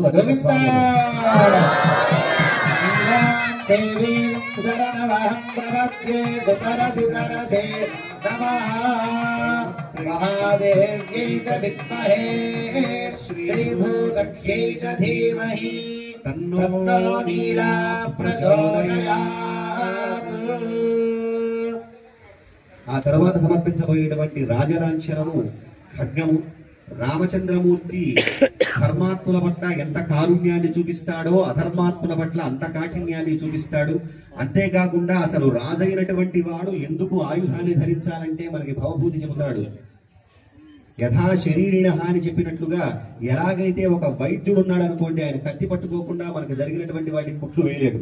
ఎలా అయితే రోగాన్ని తగ్గించలేడో ప్రపంచంలో జరిగేటువంటి రోగాలు, రుగ్మతలు ఏవైతే ఉన్నాయో వాటిని సామాజిక రుగ్మతలు తొలగించాలంటే రాజనేటువంటి వాడు దండధారి అలాగే ఆయుధధారి కావాలి అని చెబుతాడు. అటువంటి దానికి ప్రతీకగా పంచాయుధాలను ఆవాహన చేసినటువంటి దివ్యమైనటువంటి ఖడ్గాన్ని మనకి రామచంద్రమూర్తికి సమర్పించబోతూ ఉన్నారు.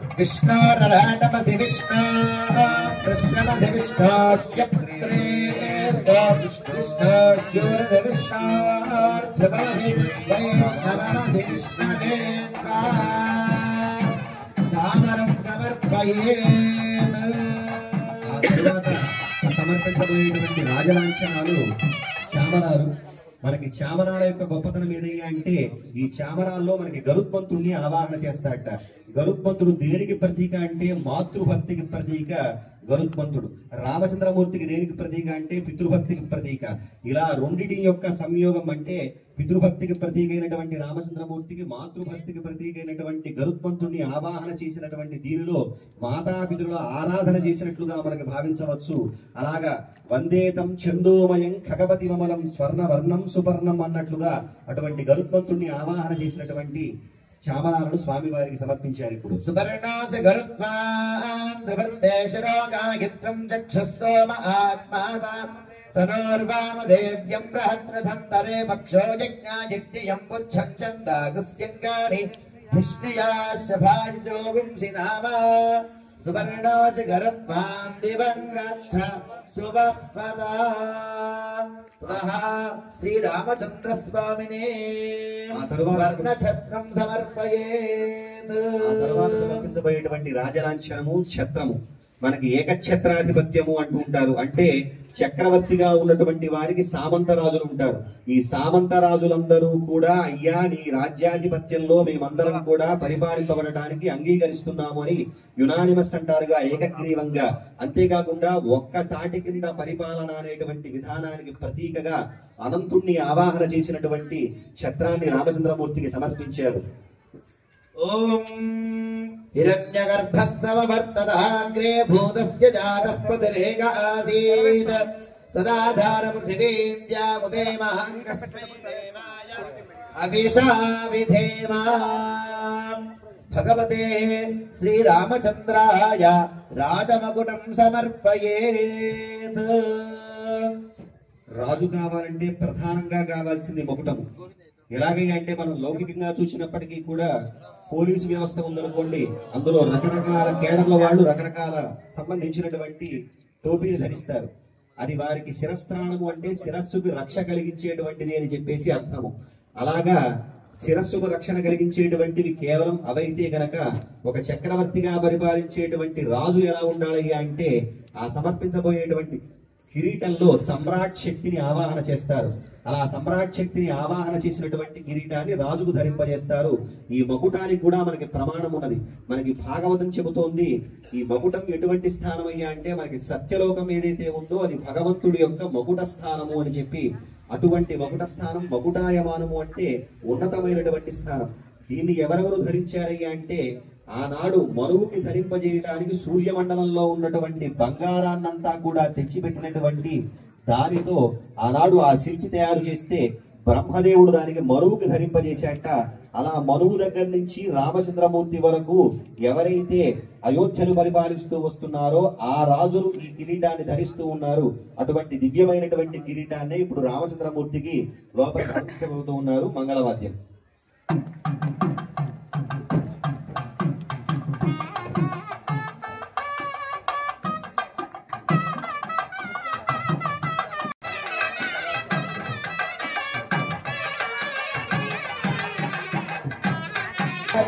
प्रसत्य साहिने नमो भजं वै श्रवणाय विद्महे कामान् कामकामाय नमः रामेश्वरो वेश्वरभवदारो युगेनाय वेश्वरणाय महाराजाय नमः आसाद्यवरे तुभ्या सत्ताय सीतया राजाय राजराजाय रामभद्राय मङ्गलम् आसाद्यवरे तुभ्या सत्ताय सीतया राजाय राजराजाय रामभद्राय मङ्गलम्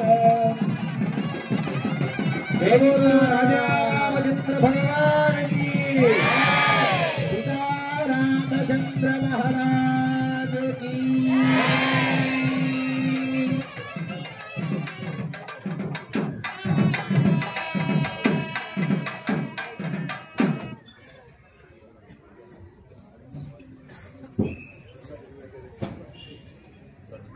పాటు జల ప్రోక్షణ కూడా ఉంటుంది.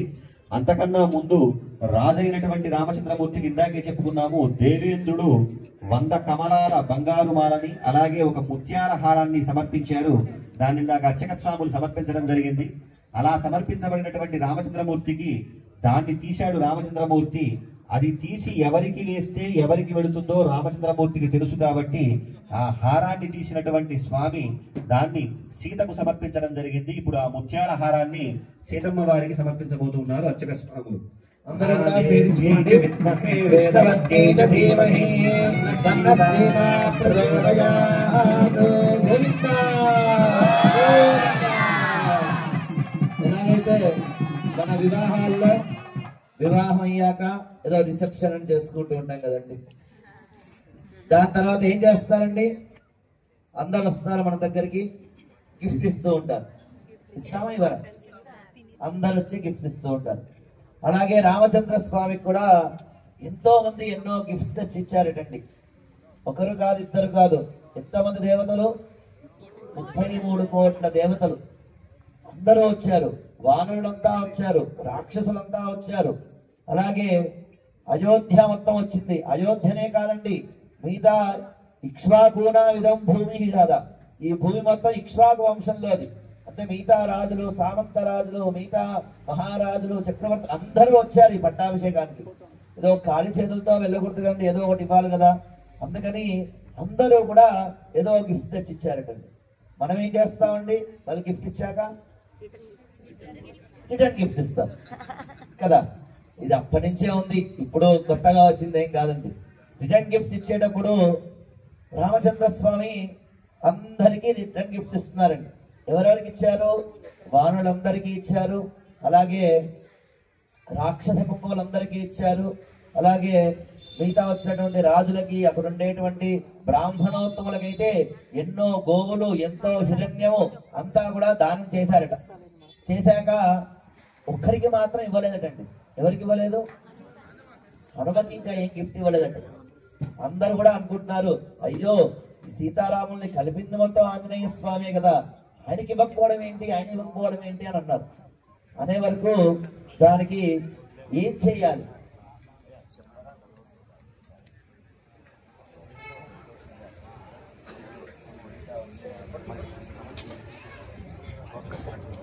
అప్పుడు అలాగే దేవేంద్రులందరికి కూడా, దేవతలందరికి కూడా రాజైనటువంటి ఇంద్రుడు ఒక గిఫ్ట్ తెచ్చి ఇచ్చాడు రామచంద్ర స్వామికి. ఏమిచ్చాడు? ఒక మంచి ముత్యాల హారం ఇచ్చాడటండి. ఆ ముత్యాల హారాన్ని రామచంద్రుడు చూసి చాలా బాగుంది అని చెప్పి ఏం చేశాడు? హనుమకి ఇవ్వలేదండి, సీతమ్మ వారికి ఇచ్చారు. సీతమ్మ చాలా బాగుంది, నాకంటే కూడా నీకు ఇది బాగుంటుంది అనేది సీతమ్మ వారికి సమర్పించారు. సమర్పించాక ఇప్పుడు స్వామికి ఒక్కొక్క వానరుడు ఒక్కొక్క స్థానానికి వెళ్ళి, అంటే పూర్వ భాగంలో, ఉత్తర భాగంలో, దక్షిణ భాగంలో, పడమర నుంచి అక్కడ ఉండేటువంటి నదీ జలాలు, సముద్ర జలాలన్నీ కూడా తీసుకొచ్చారట. తీసుకొచ్చి ఇప్పుడు పట్టాభిషేకాన్ని సమర్పిస్తున్నారు వారికి, రామచంద్ర స్వామికి. ముందుగా తూర్పు భాగం నుంచి సుషేణుడు అనేటువంటి వానరుడు వచ్చి స్వామికి అక్కడ పూర్వ దిగ్భాగంలో ఉండేటువంటి నదీ జలాలు, అలాగే అటు ఉండే సముద్ర జలాలన్నీ కూడా వారికి వారి అభిషేకం కోసం తీసుకొని వచ్చారు. అలాగే దక్షిణ దిగ్భాగం నుంచి హనుమంతుడు దక్షిణంలో ఉండేటువంటి సముద్ర జలాలు, నదీ జలాలన్నీ తీసుకొచ్చాడు. అలాగే పశ్చిమంలో ఉండేటువంటి నదీ సముద్ర జలాలన్నీ కూడా ఋషుభుడు అనేటువంటి మహానుభావుడు తీసుకుని వచ్చారు. అలాగే ఉత్తర భాగంలో ఉండేటువంటి నదీ జలాలు, సముద్ర జలాలన్నీ కూడా నీలుడు తీసుకుని వచ్చాడు. అవన్నీ కూడా స్వామి వారికి అభిషేకం చేస్తారు మన స్వామి.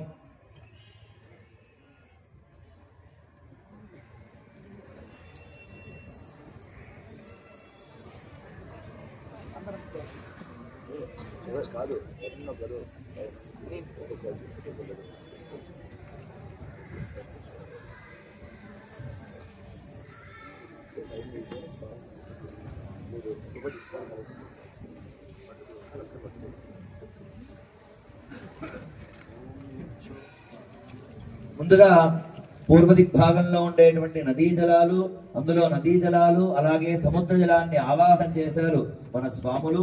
అందులో ఉండేటువంటి అవన్నీ కూడా సుషేణుడు అనేటువంటి మహానుభావుడు తీసుకొచ్చినటువంటి జలాలతో స్వామికి ఇప్పుడు అభిషేకం చేస్తున్నారు. అందరూ కూడా సేవించుకోండి. రామభద్ర గోవింద.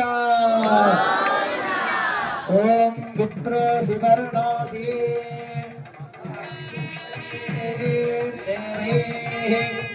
క్షత్రస్య భిరతి క్షత్రస్య యోనిరతి స్యోనామాసీదా సుషభామాసీదా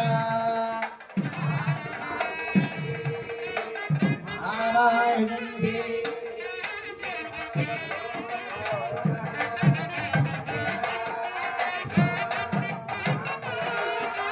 న్యాయ సుక్రతు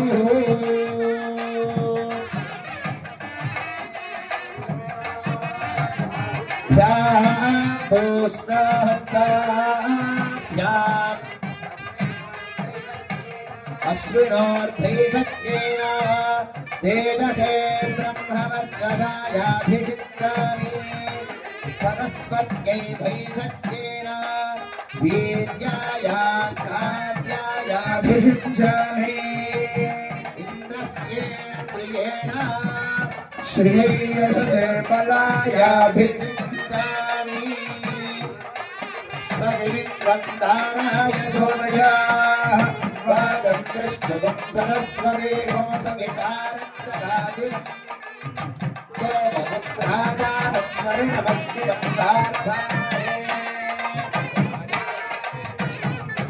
यं ब्रह्माणं बृहस्पतिं देवस्य काशमिदं प्रथमे ओष्णाहस्ताभ्यागं सरस्वती वाचायन्तर्यन्त्रेणाग्ने साम्राज्येनाभिषिक्तामीन्द्रस्य बृहस्पतेष्टासाम्राज्येनाभिषिक्तामि గోవిందా. ఇలా జరిగిందటండి ఆ రోజు అయోధ్యలో స్వామి యొక్క పట్టాభిషేక మహోత్సవం. ఇంతమంది యొక్క భక్తుల మధ్యలో, ఇంతమంది ఋషివర్గుల మధ్యలో స్వామికి మహాపట్టాభిషేకం ఇప్పుడు జరిగింది. ఇప్పుడు అసలు పట్టాభిషేకం ఉంది. ఇప్పుడు జరిగింది రామ పట్టాభిషేకం. దీనికంటే గొప్పదైనటువంటి పట్టాభిషేకం ఇప్పుడు ఇంకోటి జరగబోతుంది. ఏంటంటే అది మన స్వామి వివరిస్తారు, అది అందరం కూడా తెలుసుకుందాం. సాధారణంగా మనం చెప్పుకున్నాం పట్టాభిషేకంలో ప్రధానమైనటువంటి ఘట్టం జలప్రోక్షణ. జల ప్రోక్షణ ఏనికి చేస్తారని అంటే మనకి ధర్మశాస్త్రం చెబుతోంది, ఏ దేశాన్నైతే ప్రభువు పాలిస్తాడో ఆ దేశంలో ఉన్నటువంటి దివ్యమైనటువంటి మృత్తికలతోనూ అలాగే ప్రవహించేటువంటి దివ్యమైన నదీ జలాలతోనూ ఆ రాజును అభిషేకించాలి అని. అలాగే రామచంద్రమూర్తి పట్టాభిషిక్తుడు కావాల్స్తున్నాడయ్యా అంటే 4 సముద్రాల నుంచే కాదు 500 నదీజల తీర్థాలను మొత్తం సేకరించి తీసుకురావడం జరిగిందిట రామచంద్రమూర్తి యొక్క పట్టాభిషేకం కోసం. ఆనాడు దేవేంద్రుణ్ణి ఎలాగైతే అష్టవసువులు అభిషేకించడం జరిగిందో అలాగా వశిష్ఠాది మహానుభావులందరూ కూడా దివ్యమైనటువంటి జలాలతో రామచంద్రమూర్తిని అభిషేకించారుట. ఇప్పుడు మనం దాకా చూసుకున్నాం, వశిష్ఠాది మహర్షులందరినీ మనం ఎన్నుకున్నాం కదా, అలా ఎన్నుకోబడినటువంటి వ్యక్తులందరూ కూడా ఇప్పుడు ఆయా మహర్షుల స్థానంలో ఉండి రామచంద్రమూర్తిని దివ్యమైనటువంటి జలాలతో ప్రోక్షించారు. దేనికండి అలా ప్రోక్షించడం అంటే, తాను ఏ దేశాన్నైతే పరిపాలిస్తున్నాడో ఆ దేశానికి తనకు ఎటువంటి భేదం లేదు. ఎలాగైతే తనను తాను రక్షించుకుంటాడో అలాగే తను పరిపాలించేటువంటి రాజ్యాన్ని కూడా రక్షించాలి అనేటువంటి దానికి ప్రతీకగా దివ్యమైనటువంటి జలాలతోనూ మృత్తికలతోనూ అభిషేకించడం జరుగుతుంది. అలా జరిగింది రామచంద్రమూర్తి యొక్క అభిషేకము. కన్నుల పండుగగా ఎంతో నేత్రానందంగా జరిగినటువంటి పట్టాభిషేకం అది. ఈ పట్టాభిషేకం సమయంలో మాత్రమే పట్ట మహిషి అంటే రాజుగారి భార్య ఎవరైతే ఉంటారో నలుగురు చూస్తూ ఉన్నటువంటి సందర్భంలో ఒడిలో కూర్చుని ఉంటుంది. ఇతరత్రా మనం చూస్తూ ఉంటాం, దాదాపుగా రాజుగారు ఎక్కడుంటే ఇక్కడ సింహాసనం పైన కూర్చుంటారు, రాణిగారు అక్కడెక్కడో తెరచాటున ఉంటారు సాధారణంగా. కానీ ఈ పట్టాభిషేక సమయంలో మాత్రమే నలుగురు చూస్తున్నప్పుడు ఎడమతొడ పైన పట్టపురాణి కూర్చోవాలి అని మనకి ధర్మశాస్త్రము. అలాగే ఎడమతొడపై అమ్మవారు కూర్చుని ఉండగా స్వామివారిని దివ్యమైనటువంటి జలాలతో అభిషేకించడం జరిగింది. ఇందాక పాదుకాది మకుట పర్యంతం మనం సమర్పించుకున్నాము. ఇందాక వారు చెప్పినట్లుగా ఎంతో మంది రాజన్యులు దేవతలు సైతం గొప్ప గొప్పనైనటువంటి కానుకలందరినీ సమర్పించడం జరిగింది. అలాగ తనకు ఎవరెవరైతే రావణ సంహారంలో సహకరించారో విభీషణాది ప్రముఖులందరికీ కూడా సత్కారం చేశాడు రామచంద్రమూర్తి. ఆ తర్వాత ముత్యాల హారాన్ని వాయుదేవుడి ద్వారా ఇంద్రుడికి పంపిస్తే ఆ హారాన్ని ఇందాక మనకి సీతమ్మకి సమర్పించాము. ఇప్పుడు అలా సమర్పించినటువంటి హారాన్ని ఆవిడికి చెబుతున్నాడు. ఏం చెప్తున్నాడంటే, పౌరుషం విక్రమో బుద్ధి యస్మిన్ నేతాని సర్వశః. అంటే పౌరుషము విక్రమము ఈ రెండు ఉంటే చాలు, బుద్ధి కూడా కావాలి. బుద్ధి బలం లేకపోతే కండబలంతో ఏం చేయలేము. చాతుర్యంతోనే దేన్నైనా సరే మనం సాధించవచ్చు, ఎంత బలం ఉన్నప్పటికీ కూడా. అటువంటి కలిగినటువంటి వాడు బుద్ధిమతాం వరిష్టం అనేటువంటి వాడు ఎవరయ్యా అంటే ఆంజనేయుడు. అలా అనేసరికి ఇవి ఎవరికైతే ఉన్నాయో మెండుగా నిండుగా వారికి సమర్పించు సీత అని రామచంద్రమూర్తి చెబితే ఆ హారాన్ని ఆమె ఏం చేసింది అంటే వెంటనే దాన్ని తీసి హనుమంతుడికి ఇచ్చింది. దేనికయ్యా హనుమంతుడికి ఇవ్వటం అంటే, ఆనాడు లంకలో ఉంటే రామచంద్రమూర్తి యొక్క క్షేమ సమాచారాన్ని తెలియజేసి తన ప్రాణాలను నిలబెట్టినటువంటి వాడు హనుమ. అందుకనే సీతా ప్రాణదాయకాయ నమః అంటూ మనకి అష్టోత్తరంలో కూడా హనుమంతుడిని కీర్తించడం జరుగుతుంది. అలాగా రామచంద్రమూర్తి సమర్పించబడినటువంటి ముత్యాల హారం సీతాదేవికి, సీతాదేవి ద్వారా హనుమంతుడికి జరిగింది. ఇది ఎవరికి జరిగినట్టయ్యా అంటే మనకి రామభక్తి సామ్రాజ్యము అని త్యాగరాజ స్వామి వారు అభివర్ణించినట్లుగా ఆ రామభక్తి సామ్రాజ్యానికి రారాజు ఎవరయ్యా అంటే హనుమంతుడు. అటువంటి హనుమంతుడికి జరగబోయేటువంటి దివ్యమైనటువంటి పట్టాభిషేకము ఈ పట్టాభిషేకం అందరూ కూడా సేవించుకోండి. అటువంటి దివ్యమైనటువంటి హారాన్ని ఆంజనేయుడికి సమర్పించబోతూ ఉన్నారు మన స్వామి వారు. రామచంద్ర స్వామి దగ్గర నుంచి సీతమ్మ వారికి, సీతమ్మ వారు ధరించిన హారం ఆంజనేయ స్వామికి. చూడండి, తల్లిదండ్రులు ఇద్దరు ధరించినటువంటి ప్రసాదాన్ని ఒక కుమారుడికి అందితే ఎంత గొప్పలో, అంత గొప్పగా అంత ప్రీతిగా అది హారాన్ని స్వీకరిస్తారు.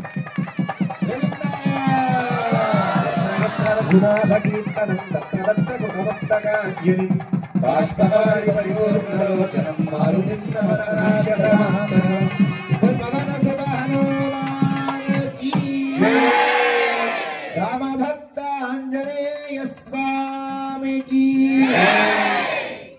ఈ హారాన్ని ఆంజనేయ స్వామి మెళ్ళో వేశాక ఏం చేస్తాడండి ఆంజనేయ స్వామి? తుడిచేసి రాముడు ఉన్నాడా లేదా చూసి పడేస్తాడు కదా. అది కాదు, అది వాల్మీకంలో లేదండి. అది కానే కాదు. ఎందుకంటే రామచంద్ర స్వామికి ధరింపచేసి ఆయన ధరించుకున్నటువంటి మాల అమ్మకి ధరింపచేశాక ఆ మాలకి ఎంత మాహాత్మ్యం ఉంటుందండి. ఆ మాలని ఆంజనేయ స్వామికి వేయగానే ఎంతో ఆతృతతో తన ఏడుస్తూ అంటే ఆనంద బాష్పాలు కారుస్తూ హృదయానికి అద్దుకొని ఎంతో చాలా జాగ్రత్తగా ఆ మాలని స్వామి ధరిస్తాడు. ఏదో మనం టీవీలలో చూస్తున్నాం, అది నిజం కాదు అనే విషయం తెలియడానికని చెప్తున్నాం. అంటే స్వామితో మనకు చెప్పినట్టుగా రామాయణాన్ని చాలా మంది చాలా రకాలుగా, అంటే మనకి ప్రమాణం వాల్మీకి రామాయణమే, దాన్ని తీసుకొని ఎవరెవరికి ఎలా అనిపిస్తే అలా రాశారు. ఆంజనేయ స్వామి యొక్క భక్తి గొప్పది అని చెప్పడానికి ఉదాహరణకి అది ఇచ్చారు, కానీ అదే ప్రధానం కాదు. స్వామి ఆ మాలని ఎంతో గొప్పగా తీసుకున్నాడు. ఆ మాల ఆంజనేయ స్వామికి 1000 అని రామచంద్ర స్వామి చెప్పలే సీతమ్మ వారికి. ఏమని చెప్పారు? పౌరుష విక్రమ బుద్ధి. పౌరుష ఎవరైతే మంచి పౌరుష కలిగిన వాళ్ళు ఎవరున్నారో వాళ్ళకు వెయ్యాలి అని చెప్పగానే కొంతమంది వానరులు నాకు పౌరుషం ఉందని ముందుకు వచ్చేస్తారు. విక్రమ ఎవరున్నారని ఇంకొంతమంది వస్తారు. బుద్ధి అనే వరకు ఈ 3 ఎవరిలో ఉన్నాయంటే అందరు వెనక్కి వెళ్ళిపోతారు, ఎవరు లేదు. ఎవరున్నారు? ఒక ఆంజనేయ స్వామి ఒక్కరే ఉన్నారు. ధృతిర్ మతిర్ద్రాక్ష్యం అని మనకి సుందరకాండలో మనం ప్రభుజీ గారి ప్రవచనంలో మనం విన్నాం. అంటే ఎక్కడెక్కడ ఎలా ఉండాలి, మధ్యలో పర్వతం వచ్చినప్పుడు ఎలా చేయాలి, సురస వచ్చినప్పుడు ఎలా ఉండాలి, సింహిక వచ్చినప్పుడు ఎలా ఉన్నాడు, ఇవన్నీ కూడా ఆంజనేయ స్వామిలో ఉన్నటువంటి లక్షణాలు. ఇవన్నీ కలిగినటువంటి ఆంజనేయ స్వామికి ఇప్పుడు పట్టాభిషేకం జరిగింది. అంటే రామ పట్టాభిషేకం కంటే కూడా ఆంజనేయ స్వామి పట్టాభిషేకం ఇక్కడ చాలా గొప్పగా వర్ణిస్తారు. అందుకని ఆ మాల అతనేమి కొరికేసి పడేయడు, చాలా జాగ్రత్తగా చాలా కాపాడుకుంటారు. ఆ మాల వచ్చినందుకు మిగతా వాహనులందరూ కూడా చాలా సంతోషిస్తారు. ఆంజనేయ స్వామికి తగినటువంటి సత్కారం జరిగింది అని ఇప్పుడు అందరూ ఆనందిస్తారు. ఆ మహోత్సవాన్ని ఇప్పుడు మనం సేవించుకున్నాం. ఇప్పుడు స్వామికి నైవేద్యం జరుగుతుంది. తర్వాత స్వామికి హారతితోటి మనం ఈ పట్టాభిషేక కార్యక్రమాన్ని మనం ముగించుకుంటాం. అప్పటి వరకు స్వామి 2 మాటలు మనకి దీనిపై ఒక్కసారి ఈ శ్లోకాన్ని ఒక్కసారి చెప్పండి. ఏవమేతత్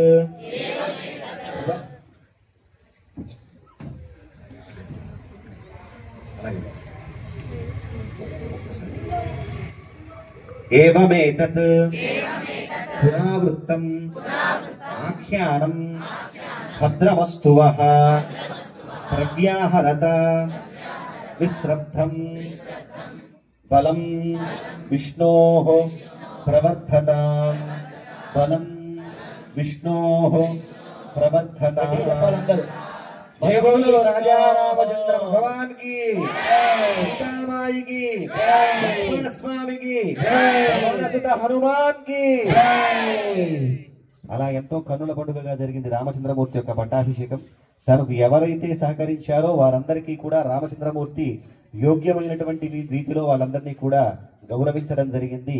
ఆ తరువాత ప్రధానంగా మనం చెప్పుకున్నాం ఇందాక నుంచి రామరాజ్యము అని చెప్పి, అలా రామరాజ్యం ఎంత గొప్పగా కొనసాగిందో మనకి వాల్మీకి మహర్షి వర్ణిస్తున్నారు. రామచంద్రమూర్తి పరిపాలనలో ఎక్కడా కూడా అకాల మరణాలు లేవుట, సకాలంలో వర్షాలు కురుస్తున్నాయిట, ప్రజలందరూ కూడా సుఖ సంతోషాలతో వర్ధిల్లినట్లుగా మనకి రామాయణం వర్ణిస్తోంది. అటువంటి గొప్పనైనటువంటి శుభశకునాలన్నీ కూడా భూమి చూచిందిట. సకాలంలో వర్షం అంటే 3 సార్లు భూమి వర్షిస్తూ ఉన్నదిట. పంటలన్నీ కూడా చక్కగా పండుతున్నాయి. అంతేకాకుండా రాముణ్ణి చూస్తున్నటువంటి జనాలందరూ కూడా రామమయులయ్యారు అని చెప్పి మనకి చెప్పడం జరుగుతోంది. రామమయులు ఎలా అయ్యారు అంటే రామభూతం జగదభూత్ రామే రాజ్యం ప్రశాసతి అని చెప్పినట్లుగా ఎక్కడైతే రామచంద్రమూర్తి పరిపాలిస్తున్నాడో అక్కడ ఉన్నటువంటి జనాలందరూ కూడా రామమయులయ్యారు అని చెప్పేసి వర్ణించడం జరిగింది. అలా రామరాజ్యం రామప్రేమ రాజ్యంగా రామభక్తి సామ్రాజ్యంగా వెలుగొందింది. ఎక్కడైతే రామచంద్రమూర్తి యొక్క పట్టాభిషేకం జరుగుతుందో, ఎవరైతే తిలకిస్తారో లేదా ఎవరైతే దాన్ని వింటారో వారు ఉన్నటువంటి కోరికల కన్నా ఉత్తమమైనటువంటి ఫలితాలను పొందుతారు అని మనకి రామాయణం చెబుతోంది. అటువంటి సత్ఫలితాలన్నీ కూడా ఆచార్యుల యొక్క అనుగ్రహం ద్వారా, శ్రీ శ్రీ శ్రీ ప్రణవానంద స్వామి వారి యొక్క అనుగ్రహం ద్వారా మనందరికీ కూడా చేకూరాలని చెప్పి ప్రార్థిస్తూ జై శ్రీరామ్, జై శ్రీరామ్.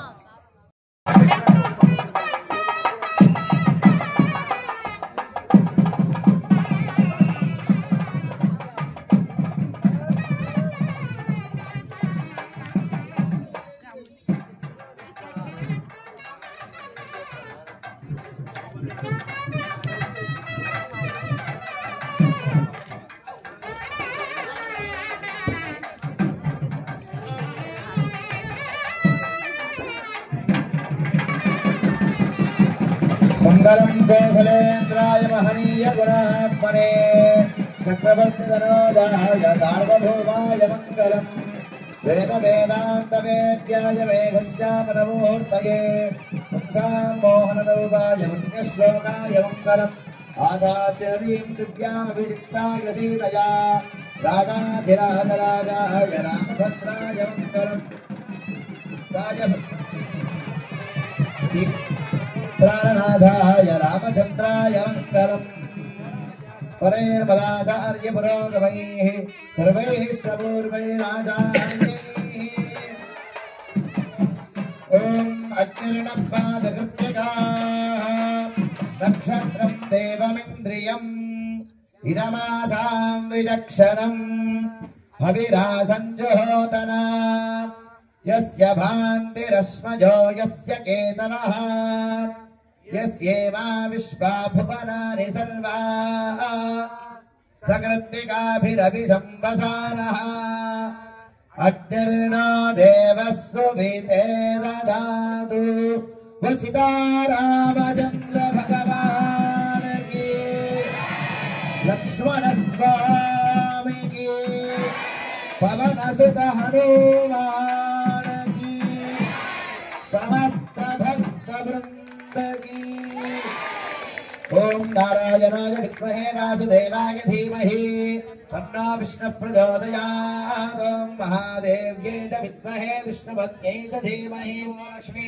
प्रचोदयात् ओम दाशरथाय विद्महे सीतावल्लभाय धीमहि रामचन्द्र प्रचोदयात् ओम आञ्जनेयाय विद्महे वायुपुत्राय धीमहि हनुमत् प्रचोदयात् देवस्यान्तान्त भोगोऽस्तु देव्याः अनन्तानन्त भोगोऽस्तु स्वस्य प्रजाभ्यः परिपालयन्तां न्याय्येन मार्गेण महिषाः गोब्राह्मणेभ्यः शुभमस्तु नित्यं लोकाः समस्ताः सुखिनो भवन्तु काले वर्षतु पर्जन्यः पृथिवी सस्यशालिनी देशोऽयं शोभरहितो ब्राह्मणाः सन्तु निर्भयाः कावेरी वर्धतां काले काले वर्षतु वासवः श्रीरङ्गनाथो जयतु श्रीरङ्गश्रीश्च वर्धता कायेन वाचा मनसेन्द्रियैर्वा बुद्ध्यात्मना वा करोमि यत् सकलं परस्मै नारायणायै समर्पयामि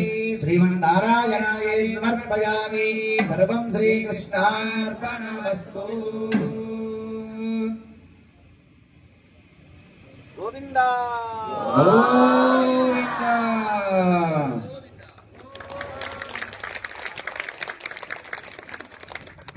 ఇంత వైభవమైనటువంటి పట్టాభిషేకాన్ని మహోత్సవాలను అనుగ్రహించినటువంటి ఆచార్య స్థానంలో ఉండే వశిష్ఠ మహర్షి, అలాగే బ్రహ్మస్థానంలో ఉండే వాసుదేవ మహర్షి, వీరిద్దరూ కూడా ఎంతో వైభవంగా వారి ఉండి వారి యొక్క నేతృత్వంలో ఈ పట్టాభిషేక మహోత్సవాన్ని మనందరికీ కూడా అనుగ్రహించారు. ఇప్పుడు వివిధ నదీ జలాలు సముద్ర జలాలతో స్వామికి అభిషేకించినటువంటి తీర్థాన్ని మనందరికీ కూడా ఆ తీర్థాన్ని ఇప్పుడు అభిషేకం చేస్తారు. అందరూ కూడా స్వామి మీ దగ్గరకు వచ్చినప్పుడు నమస్కారం చేసి శిరస్సు వంచి నమస్కారం చేస్తూ ఆ తీర్థాన్ని అందరూ కూడా స్వీకరించండి. येन देवाः पवित्रेण आत्मानं पुनते सदा येन सहस्रधारेण पावमान्यः पुनन्तु मा प्राजापत्यं पवित्रं शतोऽद्यामगुं हिरण्मयम् तेन ब्रह्मविदो भयम् उदं ब्रह्म पुनीमहे इन्द्रस्वनेति सह मा पुनातु स्वस्त्या यमो राजा प्रवृणाभिर्पुनातु मा दातवेदा मूर्जयन्त्या पुनातु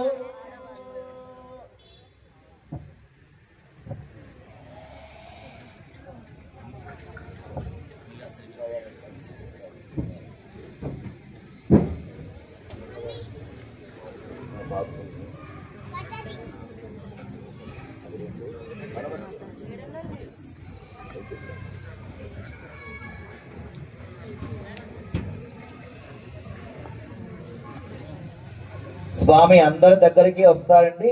అందరు కూడా శిరస్సు వంచి నమస్కారం చేస్తూ స్వామి యొక్క జలాన్ని, అభిషేక జలాన్ని అందరూ కూడా స్వీకరించండి. బాధ్యత.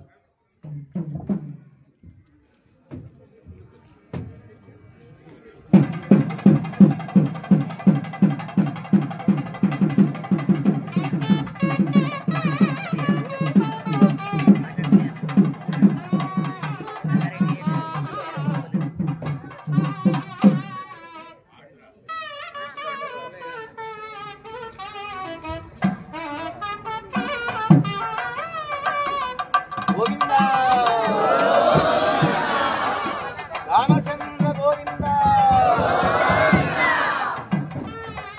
ప్రియ భగవద్బంధువులారా,